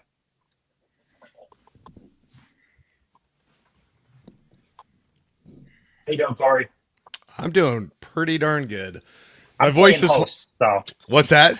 I said I'm playing host. Oh, very good. I was just hoping my voice was going to hold out. I've had this like 3-week long cough thing I've been dealing with, so my voice might be a little off. But Corey, how many of more picks I feel like most of your picks are on this side of the board. I have not had any of my picks. Oh, so yet. they're all on this side of the board. Yeah. Oh, Yeah, so I'm waiting to see which ones go up against each other. But I will say that I did when I was throwing my picks out, I told Vin, I was like, if anybody's already set them, just tell me and I'll pick something else. And there was quite a few. So there were on some backups. I'm not gonna like do any spoilers, but there were some on the bracket so far that would have been an original pick, but somebody already had them. So I went with something else. So I was so conflicted coming into this that like you guys know how I feel about Dunkirk, and I was bummed Dunkirk's not on here. But then again, I'm happy it's not in the sense that you guys would have voted it off anyways. So. And you would have been mad. And, no, I'm There's kidding. There's a couple of good ones on there. Gus mentioned one in the chat. I know Tony cut Dare Hunt to Apocalypse Now. And there's no Platoon. I was like, Platoon is a given. It almost got added late. Platoon. It almost got added late. Yeah. And someone said Tigerland, which I have that. That's the Joel Schumacher movie. I never really put it together because they don't actually go to war, from what I remember. They're just like training the whole time, but it's an interesting movie. And how about Rescue Dawn? That's more on the POW side, but Rescue Dawn is fantastic. Yeah, there's a lot of. Then you have to do a round 2 for 4th of July or something like that. All new picks, no repeats. Yeah. No, that gets hard. Then. That'd be interesting. Honestly, you could do it. This is the first stream I've ever seen with a pee break. Well, that's how. Yeah. You're welcome. Bless those bladders. All right, we're going to get right to it. We're starting off the west side of the bracket with War of the Worlds, which was my selection, versus Guy Ritchie's The Covenant, which my first pick out of this so far. There you go. Nice. very good. I quite enjoyed The Covenant. Hmm. Underrated. It's already It's kind of new and it's already underrated. I think that movie. I think it's because it's Guy Ritchie and it's different than most everything he's made. But it's pretty great, honestly. And I'm kind of sad more people haven't seen it. It's pretty much a one location type film, also. Yeah, and this is one of those films where if you're a purist about what you think is a war film, kind of like what Tim was saying, this is an easy pick. But War of the Worlds is kind of a shake up selection, and it's just such a fun film, such a fun film to watch. I really enjoy that film. It's a very fun watch. I like War of the Worlds too. I mean, and it is a war of the worlds. I mean, literally, it's world versus world. I mean, it's a bigger scale. It's not like I love Spielberg. He's my favorite director. I'd probably put it like in the middle of his filmography, like mid tier. But it's a good movie, and I just think Dakota Fanning is so annoying in it. I think she's a great actress, but she's so annoying in the movie. He's annoying too. Yeah, I wanted him to die several times. Yes, the kids bring it down a notch. The way Matthew Broderick did for you, Vin, the kids bring it down a notch for me in this movie. That's the only thing. F them kids. I will say that the scene, the whole play out of Tom Cruise, Fanning, and Tim Robbins. Oh, and scary. That's a freaky scene. And where it pulls me into that, making it more emotional or like visceral, I guess, getting into it. But Spielberg did a good job though, that like the first movie is a pure sci-fi. This is like borderline sci-fi horror. Mm-hmm. Yeah, I'll add real quick. I did watch. Well, I've seen both of them. The Covenant, I wasn't a fan. I was actually quite bored by the movie. I didn't enjoy it whatsoever. But I did appreciate how it kind of gave a voice to, like interpreters, kind of how we were talking about earlier, stories that don't get told often. Look at Andrew Garfield in Hacksaw Ridge and the medic side of things. And so I did like that aspect. But just overall as a movie, and wasn't really a big fan overall. Yeah, I love the beginning of War of the Worlds when they first shoot down the lightning and the chaos that ensues in the city, and them getting the van and fleeing. And I liked following them as a little mini family. I wasn't as annoyed by the kids, maybe because I have kids, and it's just like, yeah, kids are. It's like, and you got to see the Tom Cruise run for a while at the beginning there too, right? Yeah. So, He runs in this one. Yep. all right. That's the ongoing joke, right, with him. War of the Worlds is the underdog here. So if you want War of the Worlds to move on, throw a fist up in 4, 3, 2, and 1. We got an upset, baby. Oh, okay. That's all right. They're both fun movies. I mean, or fun. I hate calling a war movie fun, but I didn't even see the Covenant, but That movie is fun. War of what the I Worlds mean. is fun. yeah, you know what I mean. All right, next up we have 1999's The Messenger, the story of Joan of Arc, versus Schindler's List, which was picked by Caprice. Oof. All right, well, it's a heavy hitter. Yeah, no, it definitely is. It's one of my favorites. I love anything set in World War II, but The Messenger was my pick. I chose this because I love period pieces. I love sets. I love things of that nature. And this one had a lot of great war battle scenes. Mila Jovovich, I thought was great as Joan of Arc. You had a lot of top tier actors in this. You had John Malkovich, Faye Dunaway, Checky Cario. I think that's how you say his name. I always butcher his name. But then you got Vincent Cassel as well. Great cast. I love what Luc Besson did with this visually, especially when she was speaking to God. It was very ethereal. Wonderful, wonderful cinematography in this. I really enjoyed this movie. Maybe not most people's idea of a war movie, but I really enjoyed this. Like I said, I love period pieces. I gotta say, for Schindler's List, I think it's Spielberg's masterpiece. Truly, I think it's the best film he's ever made. And where it differs from the other ones, where, you know, this is a very sad movie, obviously. And like Grave of the Fireflies, and there was another, the Come and See movie. For me, the difference in Schindler's List is at least there's an uplifting sort of thing about it, right? With this guy who's saving all these lives and the impact he had. It's not just depression, you know, like all the way through. And Ray Fiennes is like one of the most hateable villains that I've ever seen in any film ever. So, yeah, I think it's a masterpiece. Spielberg is amazing because he did Jurassic and Schindler's List like back to back. That's freaking insane. Same year they came out. Yeah, his range is wild. And we just talked about War of the Worlds. So like his range though is all over the place. It's cool. All right. I mean, so otherwise I got nothing. Yeah, go ahead. Obviously, the Messenger is the underdog here. If you want the Messenger to move on, throw a fist up in 4, 3, 2, and 1. I had to. I love Schindler's List, but I had to pick my pick. I was say, come on, Fish, you got to put that Fish, fist you up gotta there. do it. Come on. All right, we have a fun one here. Full Metal Jacket versus Fury. I love both of these films, but I do have some thoughts, but I'll go ahead and turn it over to you guys. Now, Eddie, you put in Full Metal Jacket. I think that actually had multiple picks. And I was Fury. I picked Fury. Not Fury's me, by the way. damn The other good. Eddie, just to be clear. I think Eddie, yeah. And it's this stream's fault that I bought the Full Metal Jacket Steelbook 4K, and I got that in there. Now. Blame us. I'm blaming all of you. No, just kidding. So I have a love-hate with Full Metal Jacket, and that it feels like it's two movies, and I like the one movie way more than the other movie. That was Right. what I was going to say. Agreed. There's Yeah. a definite shift.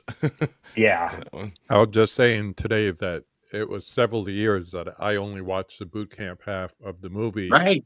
because it felt impactful, it felt real, and then not to take away from the second half, but it just felt like standard fare in comparison.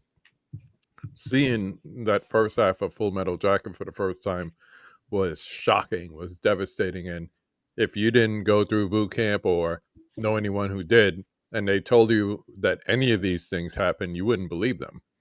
But then you watch that and you're like, okay, somebody didn't just make this up in their mind. But then you get to the second half, and besides the 2 Live Crew sample, it just pales in comparison to the first half of the movie. So I don't think I watched the second half until probably when I got it on Blu-ray. But all the other times it was just like, okay, Gomez in the bathroom, take it out. Well, and I think that what is why it hit so hard too, is like how hard that hit and how brutal it was, and there weren't even in the war yet. That was the other soldiers. That was the boot camp. That was the drill sergeant, you know? And that's why maybe it kind of hit the chord a little bit more than the rest of it. Not saying the rest didn't hit a chord, but you know, they were in safe surroundings at that time. I picked Fury. That was my World War II movie pick, but I love that it's about tanks. And there's not a lot of other war films that it's so specifically about tank warfare. I think that's very good. I think the cast is great. Everybody, Michael Pena, Brad Pitt, Shia LaBeouf, Logan Lerman. Like, I think everyone did a fantastic job. And I don't think David Ayers made a better film personally. I think I love End of Watch as well, but I really feel like he kind of hit his peak with this movie, and it was like better than it had any business being. So yeah, I that's why I picked it. Yeah, I mean, if you guys know me, Kubrick is probably my favorite director, and I love the first half of Full Metal Jacket. But again, for me, maybe I need to give it a 4th or a 5th watch. But once that second half hits and they're in Vietnam, I just kind of somewhat check out. Whereas Fury, for me, I can enjoy more from start to finish. Great cast, intimate setting. Yeah. And a tough ending. Not like a, kind of a happy Hollywood ending either.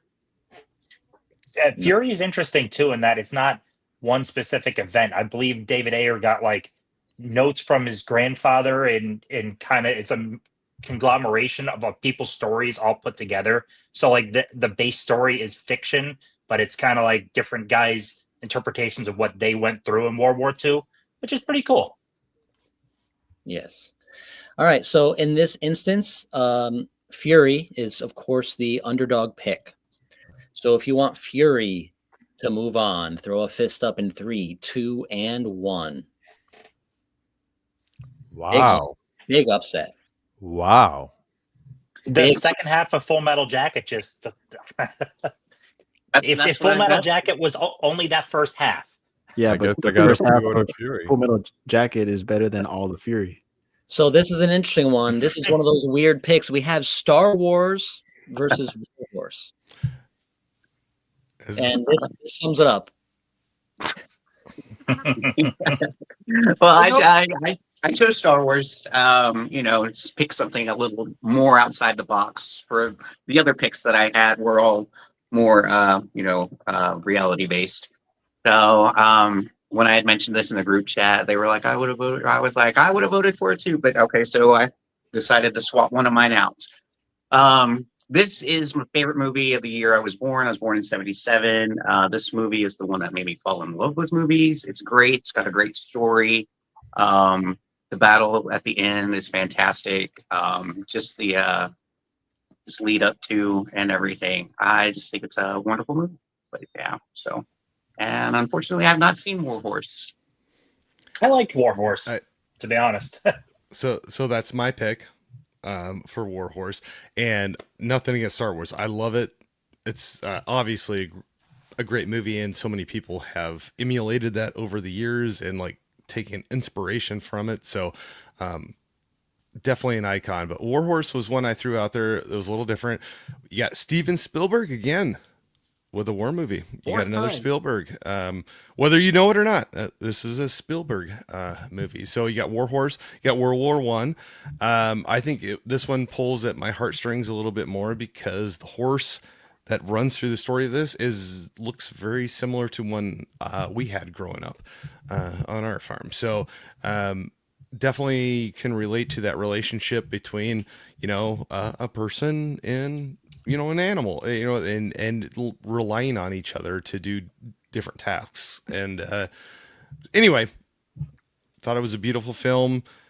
Cinematography, the story between some of the relationships, and it hits hard a little bit later in the World War I scenes. And I tell you what, like I said, since that horse was very similar to one we had growing up, there's some scenes that just tore my heart out in the no man's land. If you've seen the thing, going out into that barbed wire infested trench pit area between the two lines,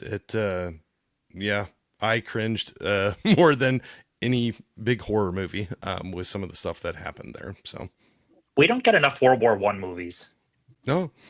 Yeah, there's a big one coming down the pipe. Yeah. So. I will say, I kind of like Tim's process of like, real life, like Earth based stuff. And Spielberg's my favorite director of all time. And I would probably put War Horse like in my bottom 5 from him. Like, I don't love that movie. I love what you said, Corey, though. So you're kind of making me want to rewatch. Like, I own it. And it's kind of making me want to rewatch it. But like as of today, it's not one of my favorites. But maybe I just need to revisit. Star Wars I've seen a million times. I don't need to revisit that. I tell you what, a bottom 5 of Spielberg is still a pretty damn good movie. You're right. You're absolutely right. All right. So obviously, War Horse is going to be the underdog pick here. If you want War Horse to pull the big upset over Star Wars, fist up for War Horse in 3, 2, and 1. Oh, damn. Ow. Oh my gosh. I was on mute. I yelled that out and I was on mute. I should have had that mute off. Wow. Go War Horse. That's a big one right there. Wow. Here we go. Wind Talkers in 1917. Oh wow. Well, this isn't even John Woo. Damn. 1917 is incredible. Not just the the whole one shot aspect takes over what everyone thinks about the movie, and that's great. But it is one of my favorite scores from a movie of the past 10 years. The score is freaking phenomenal. Yep. And it's an impactful movie. It's freaking fantastic. I always hate the comparisons between it and Dunkirk because they came out around the same time, even though they're two totally different wars. Mhm. But I do love 1917. It's fantastic. Yeah. Yeah, and I chose 1917, and I love the aspect that it's just like one person's point of view of watching what's happening. So I just love that one. I did get to watch Wind Talkers for the first time, and I really enjoyed that film also. But definitely 1917 for me. Yeah. Spoiler alert. 1917, great cinematography by Roger Deakins. You know, you put him behind the camera, you're gonna get a lot of great stuff. You know, Sicario, you know, Blade Runner 2049, whatever. But I will say one thing about 1917: it played so much better in the theater than it does at home.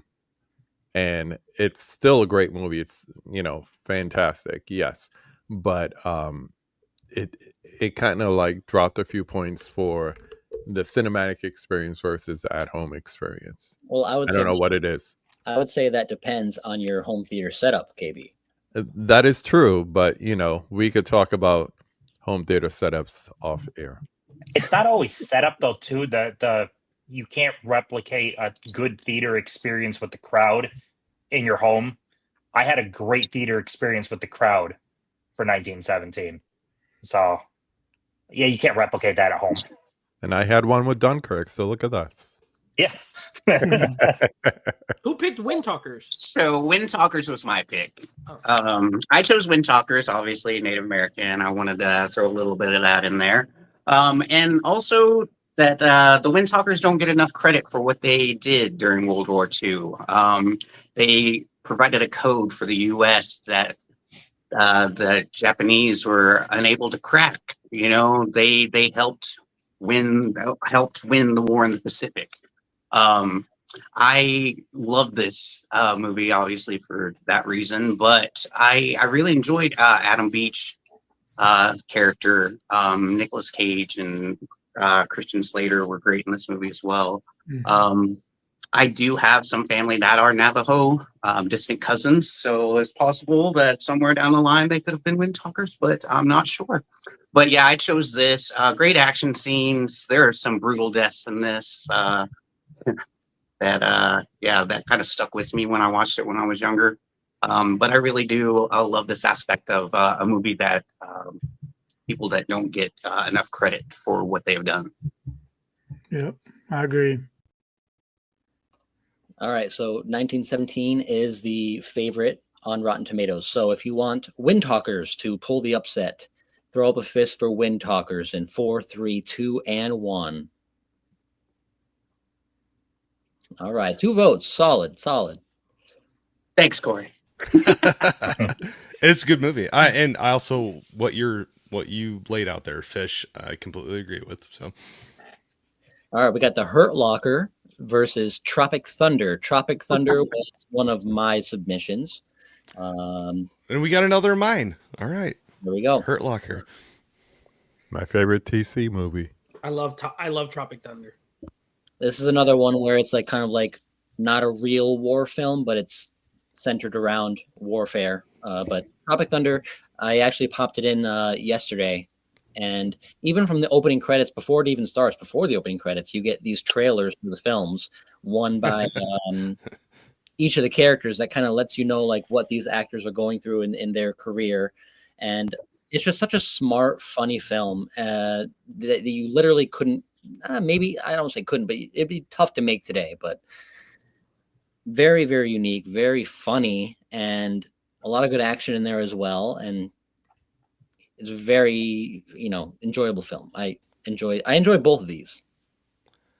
So I'll say, so Hurt Locker was my submission in this. I will not be upset with either one of these winning because I enjoy both of them for different reasons. So I'll say that right off bat.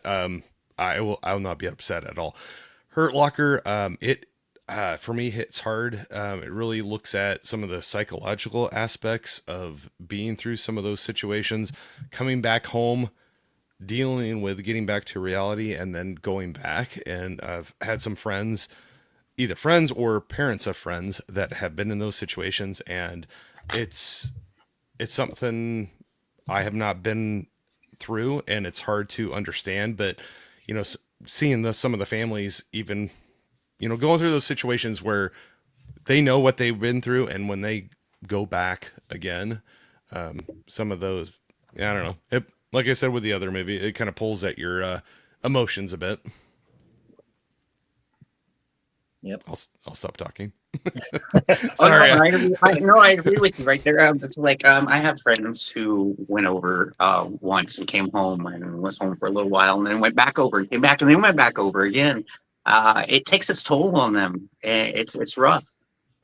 So I enjoyed this movie for that aspect of showing what. I'll add to some of that. So some thoughts real quick. So I actually recently watched Hurt Locker for the first time. I believe, did it win Best Picture? I'm not sure if it won, but it might have been nominated. It did. I thought it was a little bit overrated, to be quite honest. I thought it was a little bit boring. I know that Anthony Mackie and Jeremy Renner have some great chemistry on the Avengers movies, but I just wasn't kind of buying their dynamic in this movie. There wasn't really like a big story for me to latch onto. I wasn't very interested in all that. I did like, the bomb diffusing aspect of it. That was pretty cool. Kind of how, forgot who mentioned earlier, just how there's not a lot of war movies about tanks. I think it was you, Nate. Yep. But yeah, I don't know. I can't really think of too many about bomb diffusing at the moment. So that was pretty cool. But if it's between Hurt Locker and Tropic Thunder, I mean, I'd rather watch Tropic Thunder every time. It's just easy watch, like not your traditional serious war movie, but it's definitely well, I guess I'm getting ahead of myself, but I think I'm going to go with Tropic Thunder.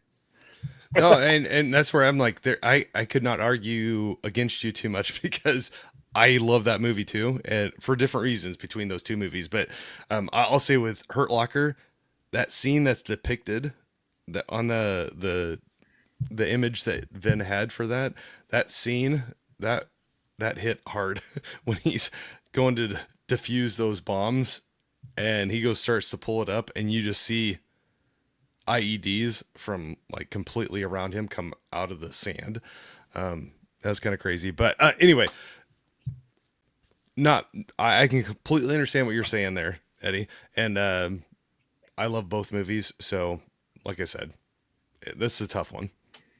Yeah, this will be an interesting one. But Tropic Thunder is the underdog here. So if you want Tropic Thunder to advance, throw a fist up in 4, 3, 2, and 1. Oof. Close one. Close. Hurt Locker I taking kind of agree with Eddie. I think Hurt Locker is one of the more overrated, in my opinion. I think it's good, but I don't think it's as good as most other people think. So, and Tropic Thunder is just hilarious. I love that movie. So, Yeah, if you give me the choice right now, I would rather watch Tropic Thunder than Hurt Locker. Hurt Locker is the better war movie, though. fair. Sisu and Starship Troopers. Now, this is another one where it's not realistic, but it is 100% a war film. They are at war. Hated Sisu. They are Either at one, war really. with aliens. So Sisu was my pick. Thank you, Tim. No. Sorry. Everyone talked about how amazing it was, and oh my god, I hated that one. This is a tough pick. It doesn't sound like it's a tough pick for you. No, because he doesn't like the sci-fi war movies. Exactly. Oh god. All right, Man. go ahead. Tough. Yeah, I don't know. Who did Starship Troopers? Me. Okay, go for it. It's just a super fun sci-fi action war film. I love the whole first chapter of the film where it shows how they're recruiting these young kids to join the army, and I love how they have that camaraderie before they get shipped off to the alien planet to fight. I love the sci-fi elements where they can kind of be like healed in those chambers. I know it's kind of older CGI type stuff, but the whole alien battles, it's just a very, very fun film. And one of the top ones in this whole stream for me, quite frankly. I just think it's a great, fun, just fun film. I'm doing my part. I like. I mean, I like the depictions in Starship Trooper of like the training.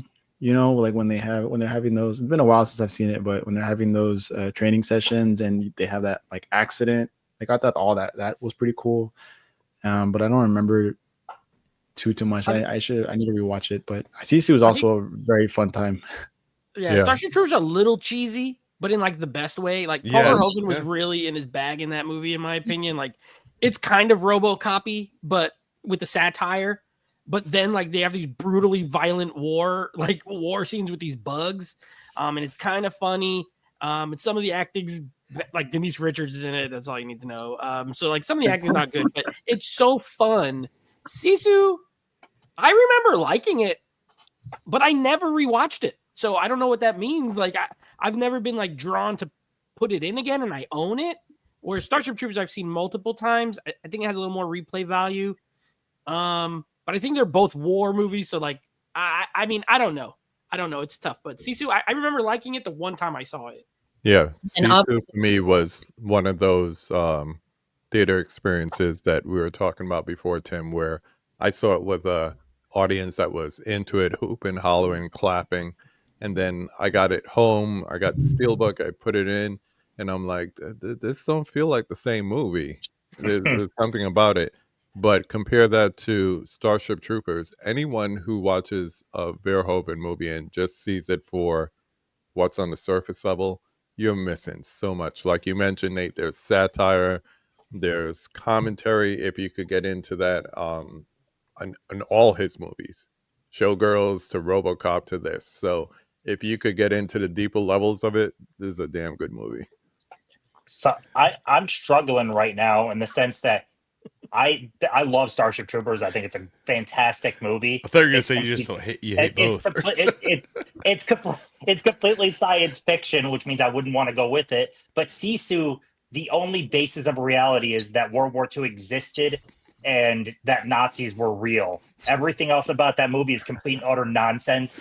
So, and that's what I love about it. That's what I love about it. It's so over the top. It's crazy. But you could say that about Inglourious Bastards too, right? I said that was one of my least favorites of. So. Okay. Then you're sticking to your guns there. I get you. No, at least it's consistent. Yeah, absolutely. I can't argue with that.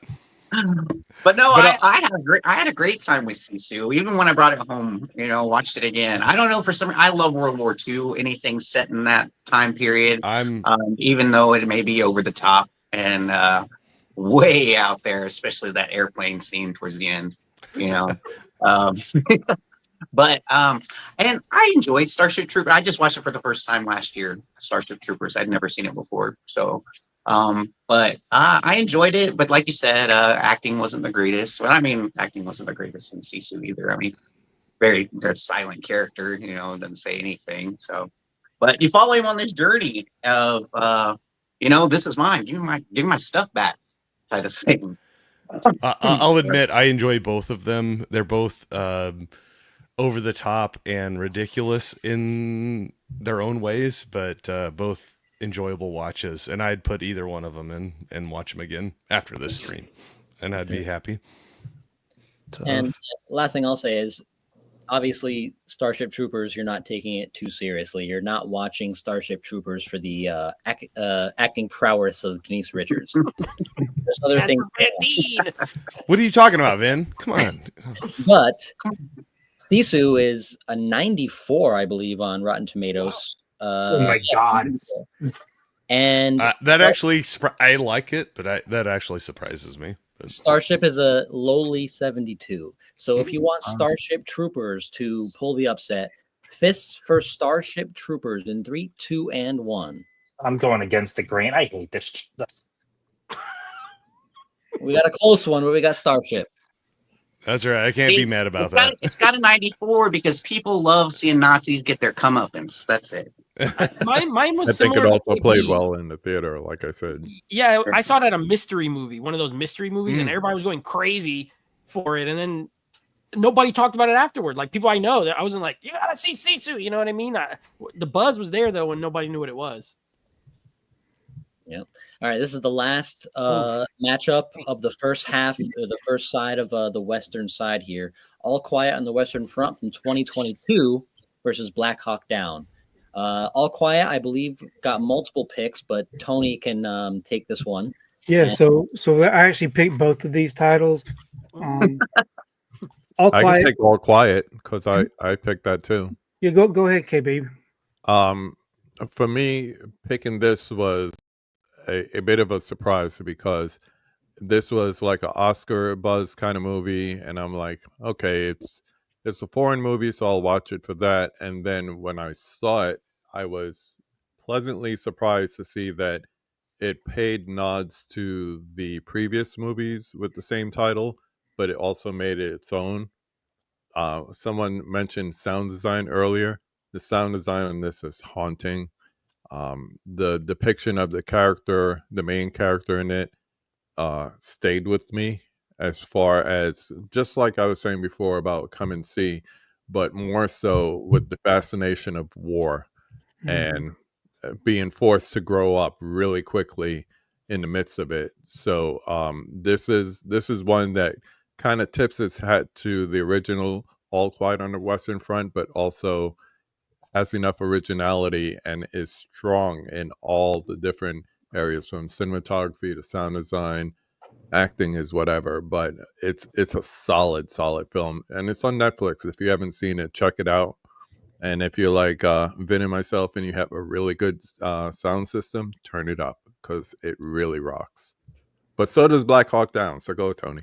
Yeah, and as far as what you said about All Quiet, I agree with all that, and just the fact that thinking about this war, these kids were excited; they wanted to participate in war, and then the switch with all of them when it became reality, how terrifying that was, because these are just young kids at war, and you think about that. If I think about my kids having to go to war, I'd be sick. I'd be so scared for them, and it's a terrifying thought. Black Hawk Down, I selected that. It's been a long time since I've seen that one. So if anybody else has any better memories, I know that Fish is probably happy about this pick. Oh, absolutely. Right? I watch it once a year. Once a year. Nice. For Josh. I would almost argue, like, with Black Hawk Down, we talk about World War II movies, like Saving Private Ryan is like the pinnacle one. I almost, when I think about like the modern Middle Eastern type of conflict, I think of Black Hawk Down. Like, that's kind of the one that pops to my mind. It's like a different generation World War II movie. You have your... sorry, go ahead. Oh, no, I was just agreeing. So go ahead. No, go. Sorry. Sorry. No, but I really, Black Hawk Down is a hell of a great movie. I need to rewatch. It's been a little bit since I've seen it, but that's always been kind of one of my favorites. And I love Josh Hartnett as well. Fish, not quite for the same reasons, but I do, I do like Josh Hartnett quite a bit. It's overall good cast in it. All Quiet on the Western. All Quiet on the Western Front surprised the living hell out of me, though. That became like my favorite of that year. So this is a hell of a matchup, to be honest. Oh, most definitely. Oh, absolutely. Like I said, I watch Black Hawk Down at least once a year. This has got a great cast of young, up and coming young men. You had Nicholas Coster-Waldau from Game of Thrones, like massive years before he even got Game of Thrones. Playing Jamie Lannister. Tom Hardy. Eric Bana, you got William Fichtner, you got let's see, Jason Isaacs, Orlando Bloom. I mean, the list goes on and on and on. This cast is fantastic. Directed by Ridley Scott. And this was actually, I love this because I was in high school when this happened, and they actually showed it on TV. They showed it on TV as the planes were coming down and what was happening in the aftermath and everything. And it stuck with me. So when this movie came out, I was like, I have to watch this. I have to see this. I have to know what went on to get us to this point where 2 of our helicopters went down and some of our servicemen were killed, But that being said, I watched All Quiet last night, and that film was fantastic. I really enjoyed that.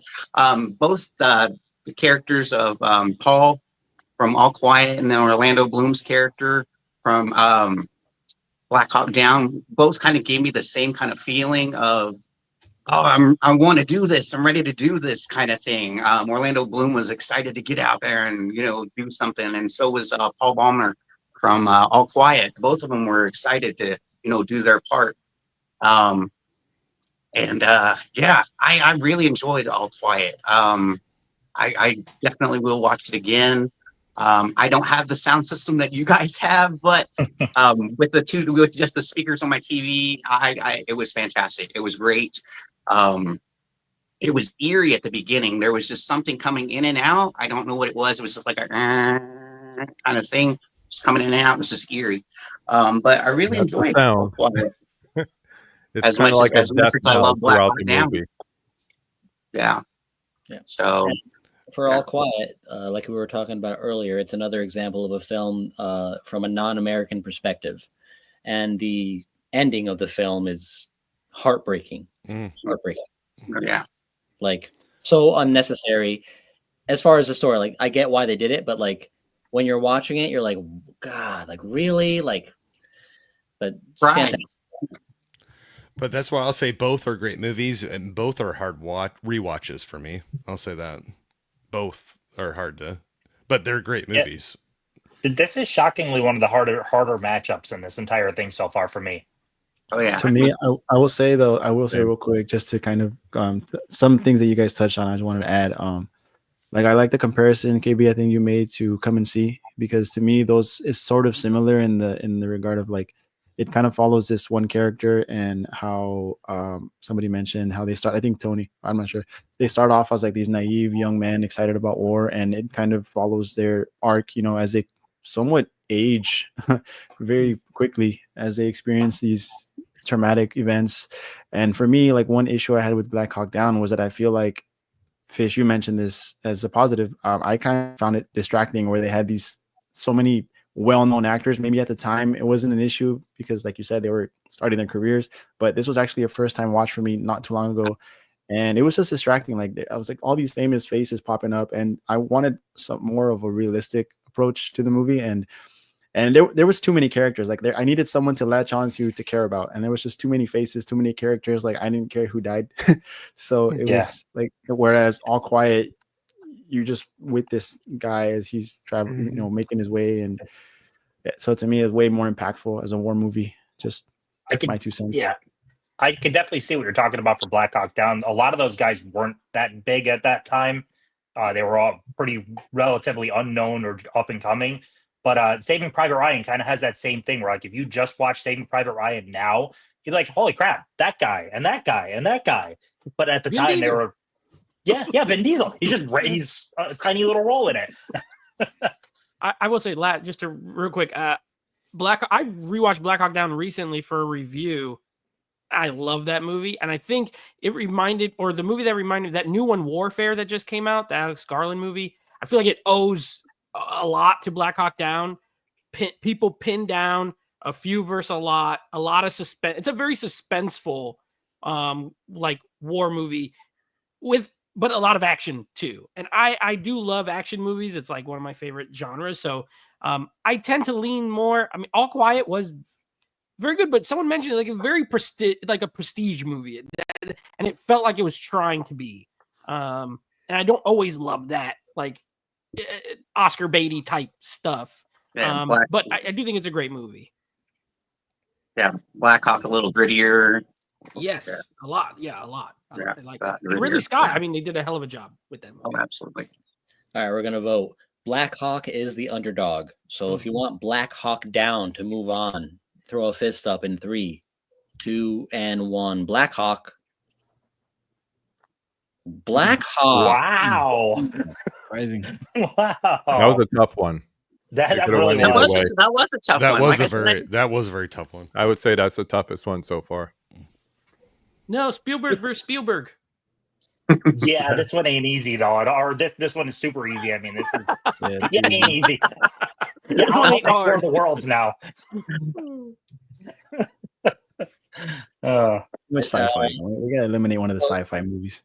I think So- we could just vote on this one, honestly. I mean, I don't We can even just see vote. how. We can just vote. We're into the second round of this half. So we've talked about these films. we can just vote. So War of the Worlds is the underdog, obviously. If you want War of the Worlds to pull the upset, throw a fist up in 3, 2, and 1. There you go. I think that was the first 9-zip. No, I don't know if there's been another one. That might be, yeah. I think there was one on the other side. And Fury. Warhorse and Fury. I like them both. I know I what do is too. probably going, but I've only seen Warhorse one is of them, good. so- Dang it! I think it's overlooked. It is. It is. Yeah. You know, I plan on watching every one of these that I haven't seen yet, and Warhorse is on there. I did not get to 8 movies on this 32 bracket, so there are still 8 that I need to watch. But yeah, So I New think Year's Warhorse Eve. is overlooked, but I think Fury is overlooked as well. Like it doesn't get talked about, quite as much as a lot of other war films in general. Like they're both kind of underdog movies in this whole thing. So I think it's an interesting matchup. I was going to say, especially for the cast that it has, Brad Pitt, Shia LaBeouf, John Barenthal, Yeah. Michael It Pena. wasn't a huge hit for having all those names in it. No. Let me double check which one is the underdog here because I'm actually not I sure. think they're close. Like they're both in the 70s. Fury holds a 76 and Warhorse holds a 74. So Warhorse is the underdog. If you want Warhorse to move on, throw a fist up in 3, 2, and 1. What the heck? I'll give Warhorse some love. I got to vote for mine. I love I- both movies. I love Yeah, both I knew movies. Fury would move on, but I Yeah. like Warhorse. Damn it! All right. I don't think a lot of people have seen it. And that's like one Yeah. of those. Hard one. 1917 and The Hurt Locker. And just so we know, I think 1917 is actually the underdog here. I can see It that. is. It Yeah. is. 1917 is the underdog according to Rotten Tomatoes. Gee, I wonder what direction this will go. 2 Best Picture winners. I tell you what, for the rest of it, I couldn't get like too upset about any of them that get picked because we got all great ones left here. So 1917 was one of those like rarer Best Picture ones where it's like the regular masses loved it. Mhm. You know what I Yeah. mean? Like Hurt Locker at first was very much so that like prestige movie buff fan one. 1917, the masses freaking loved it. Yeah, Yeah. it felt like the popular movie that actually won Best Picture, which was interesting. Yeah, I didn't watch Hurt Locker until the Academy Award nominations were announced. So that was one of those for me. Like, so which Right, one's so- the underdog? The underdog is 1917. Okay. So if we want 1917 to move on to the next round, let's throw a fist up in 3, 2, and 1. There we go. We're getting to the end here. Oh my gosh! Oh, Before I start getting stressed out. I think all Easy. mine are all of mine are out of the picture at this point. So Yeah, mine were out in the first bracket. oh yeah, I'm out. This is a fun one here. it's interesting. Yeah. Easy peasy. We Easy have for me. very films here. Tim's not going for sci-fi twice. No. Rock Hawk Down has a 76 Rotten Tomato, and Starship has a 72. So Starship will be the underdog. All right.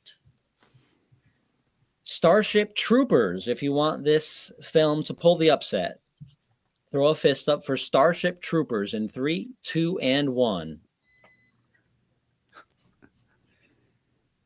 Stand strong.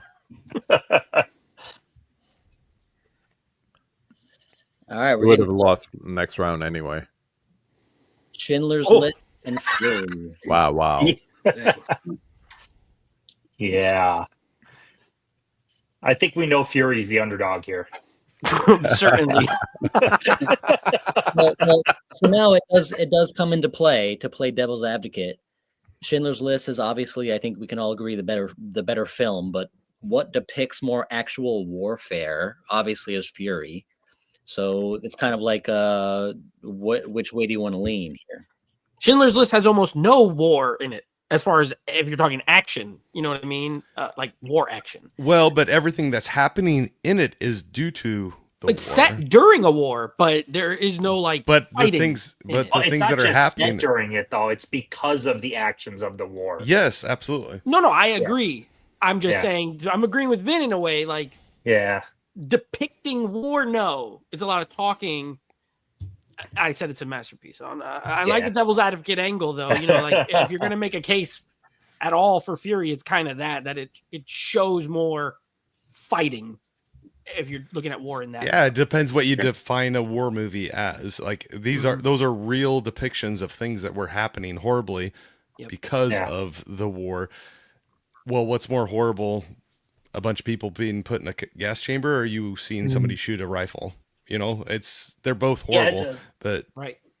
So yeah, for me, like I don't need all my war movies to necessarily have action. I like the based in reality and that the events are a direct reason for whatever the war is. Just like I like political war stuff too. Darkest Hour is Oh, actually yeah. a fantastic. That's a great movie. That's a war movie. It's a political war movie. yeah. So I Nice, well I like done, all Greg. that type of Or stuff. Zero Dark 30. That's another one. Doesn't Yeah. have like a ton of Yeah. action. Yep. I like them all. This one's hard because one's mine and the other one I said was his masterpiece. It's like I don't even know what I'm going to vote for. All right, so Fury obviously is the underdog here. If you want Fury to pull a massive upset, throw a fist up in 3, 2, and 1. Can't do it. I can't even vote for my own. I can't do it. Well, I thought after those arguments, I thought I was going to see a few up there, but Couldn't do it. oof. Yeah, as much as heartbreaking and as tragic as it is, I've watched Schindler's List, over and over and over a couple times. Yeah, I've seen it more than once. It's All right, we have 1917 and Black Hawk Down. This could be an interesting one. The favorite Rotten Tomatoes is 1917 with an 88. So the underdog here is going to be Black Hawk Down with a 76. Mm. All right. Shall we get right to it? Yeah. yes. Easy for me. I was gonna say I would throw it out there. Throw a fist up for Black Hawk Down in 3, 2, and 1. I've been borderline, and now I could be the. Me too. I know. Oh my No, god. too late. Nope. Oh. He almost didn't touch his ear. Does that count? No. I believe me, I was tossing and turning on that one, and I thought it would be an easy 1917 team, to be honest. So the winner, Close one. the winner of this film will go head to head with Saving Private Ryan for the title of Best War Film. And I think we've landed in a good space here. Yes. Yeah. I feel like these are the two heaviest hitters on this side of the bracket. So I agree with you, Vin. I think again, I voted for 1917 a few times, but it's not my. I don't love it as much as a lot of other people do. But I do love Schindler's List. So, and I mean, I get it why 1917, why people love it, but I'm not all the way there with that movie. We could have Spielberg against Spielberg for the end. That'd be kind of fun. As it should be. The greatest war director of all time, Steven Spielberg. Yeah, for me, I gotta go 1917. Just because it does depict war, the act of warfare, with the bullets flying and the trench warfare. We didn't talk a lot about World War I, but Jesus, how brutal with the trench warfare. And you got the tanks going over and just so much in that film is so brutal. But also what I love about 1917, yeah, you have the kind of, like, you could say it's a gimmicky how the one camera shot. But what I love about 1917 is how it takes this the Great War, and it compartmentalizes it into this smaller journey that these two young men have to go on. And when I first watched that film, I actually thought the other dude was going to be the main character, and then he dies. And then you're following this other dude. And I just think it has great cinematography. And I just love the smaller feel of it with the brutality of World War I.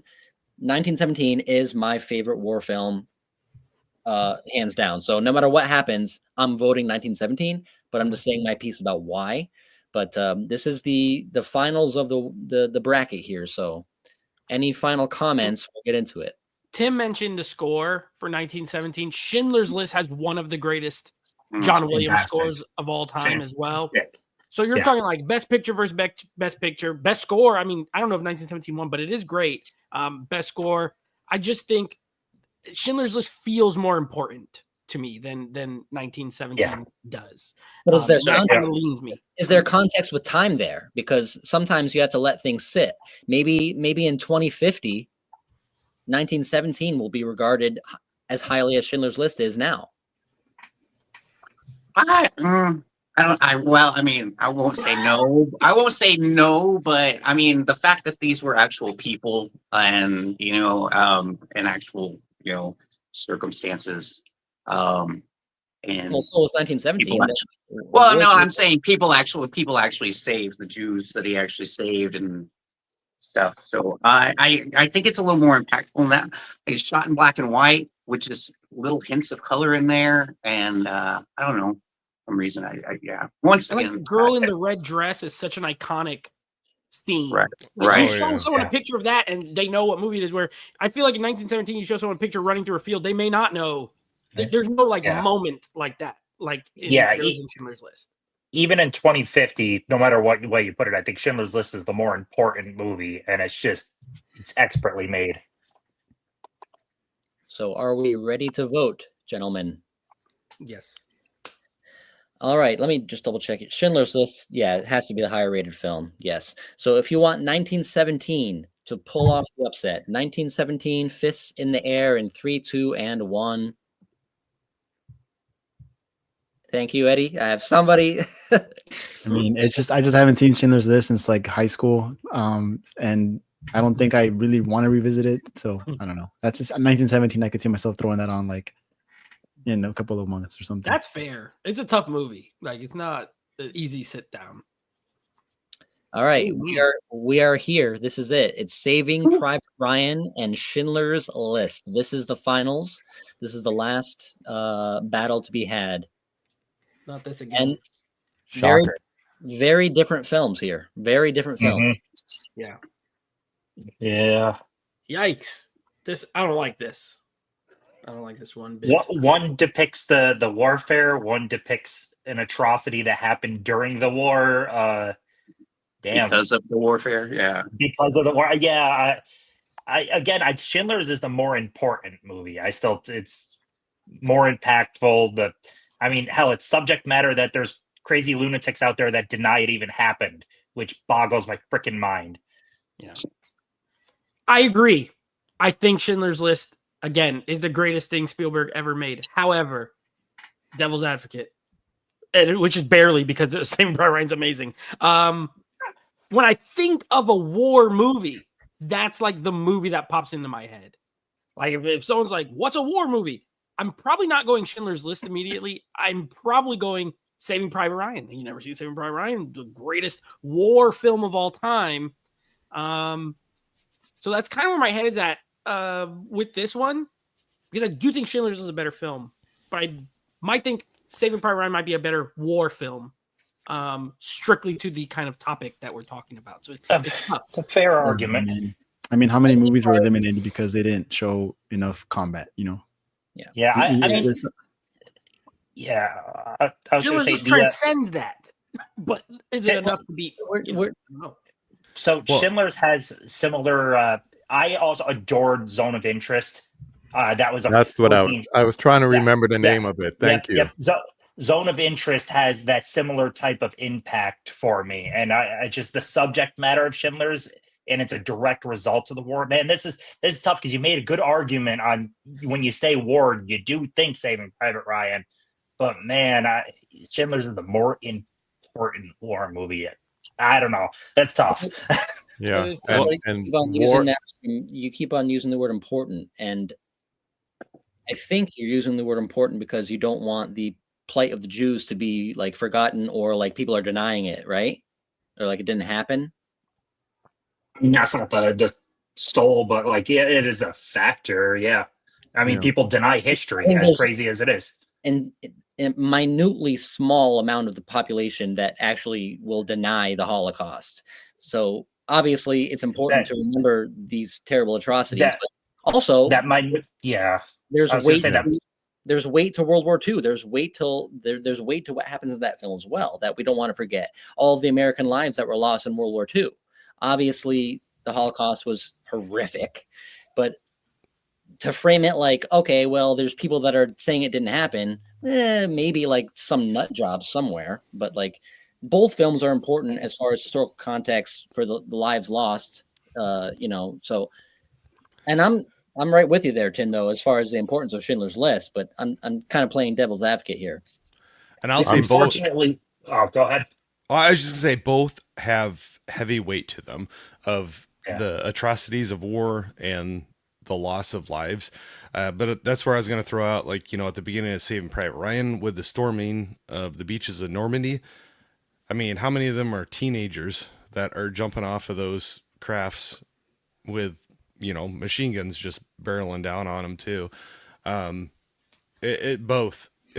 it's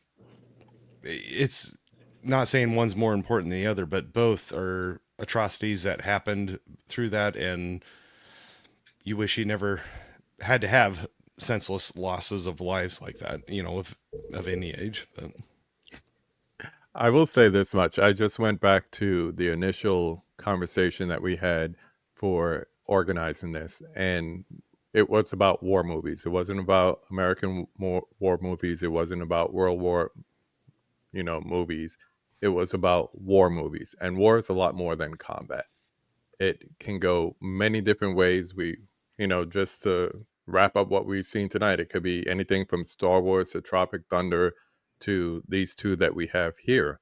So it's very direct and simple to think of it as just combat, as just warfare, as just our traditional sense of past wars that we've had and read about and so forth. But there's so many different elements to war. Really, we're trying to decide warfare versus casualties of war, but they're both war movies. So directed by the I same say guy, both that way. expertly, by the way. It's like, as far as on a technical level, it's like apples to apples. It's literally the same. Like, it is really difficult to kind of, for me to pick one. I still have no idea which even one I would vote for. Well, you better figure it out. I'm gonna do it when I have to. I'm gonna do it. Schindler's List sits at a 98 on Rotten Tomatoes, and Saving Private Ryan sits at a 94. So Private Ryan is the underdog here. This is the finals. This is the end of the stream. If you want Saving Private Ryan to pull the upset, throw a fist up in 4, 3, 2, and 1.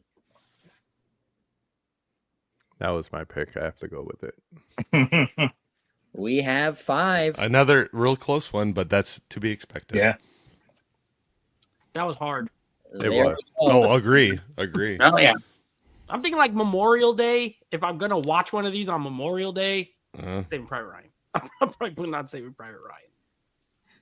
That was the tiebreaker for me because I think Schindler's List is a better film. I think we came down to a very interesting discussion. Yeah, with 2 fantastic films. Good thing you put them on opposite sides of the bracket. That was For a sure. smart move. Yeah, for sure. That was by chance. But yeah, Saving Private Ryan. Not shocking, but I actually thought that we were going to end up with Schindler's List. Well, it was right down there to the 5-4. wire, Yeah, and very yeah. close, and very close even. Just one way. Yeah, I'm surprised Glory made it so far, to be honest. I mean, it's a good movie, but I don't know Did you about see it Final in Four. school? I heard that jaded a lot of people if they saw it at school. I didn't. I saw saw it it at in 4K. Yeah. Gus is upset. Don't. Denzel's one single tear carried it all the way to the final four. I see Gus has his pitchfork. I'm going to count this as a win for Band of Brothers. There you go. Can we also agree Steven Spielberg is the best? I mean, he had 4 movies in this tournament. You know, he directed 4 of the, and the final 2.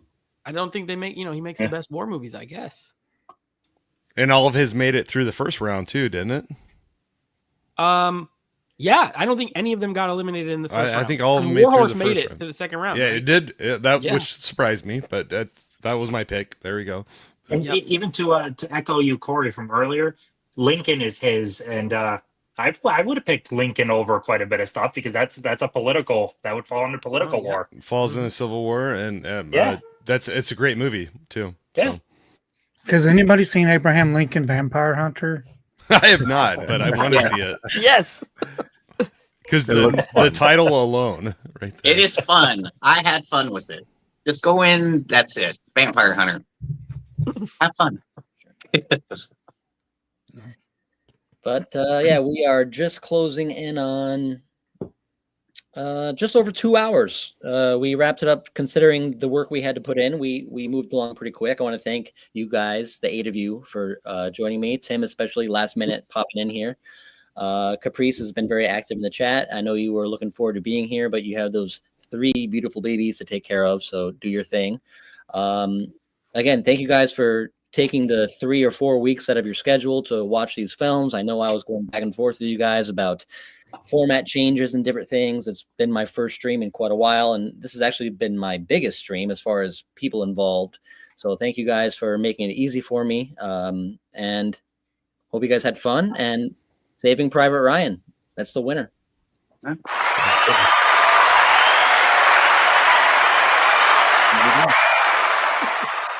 Thanks for having us on, Ben. I don't even know how that happened. Thank Somebody you. just had a clap sound. I don't even know what happened.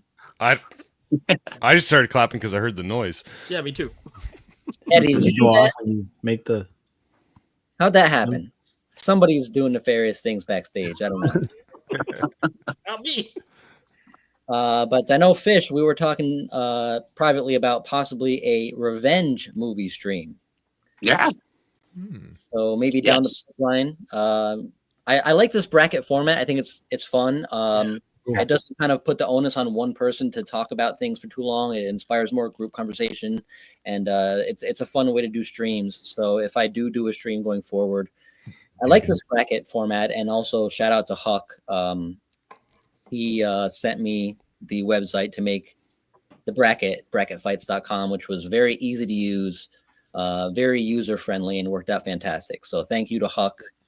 And I say with this too, you get some interesting upsets as well. We had some tonight too, Yeah. I think. Yeah. So That was fun. Yeah, I enjoyed it. But we're going to sign off here. Anyone that's still in the chat, thanks for commenting and playing along with us and giving your votes. All these guys, their YouTube is in the description on the link. So follow them if you don't already. And we are out of here. thanks, everyone. Go watch a movie. Bye, guys. See you guys.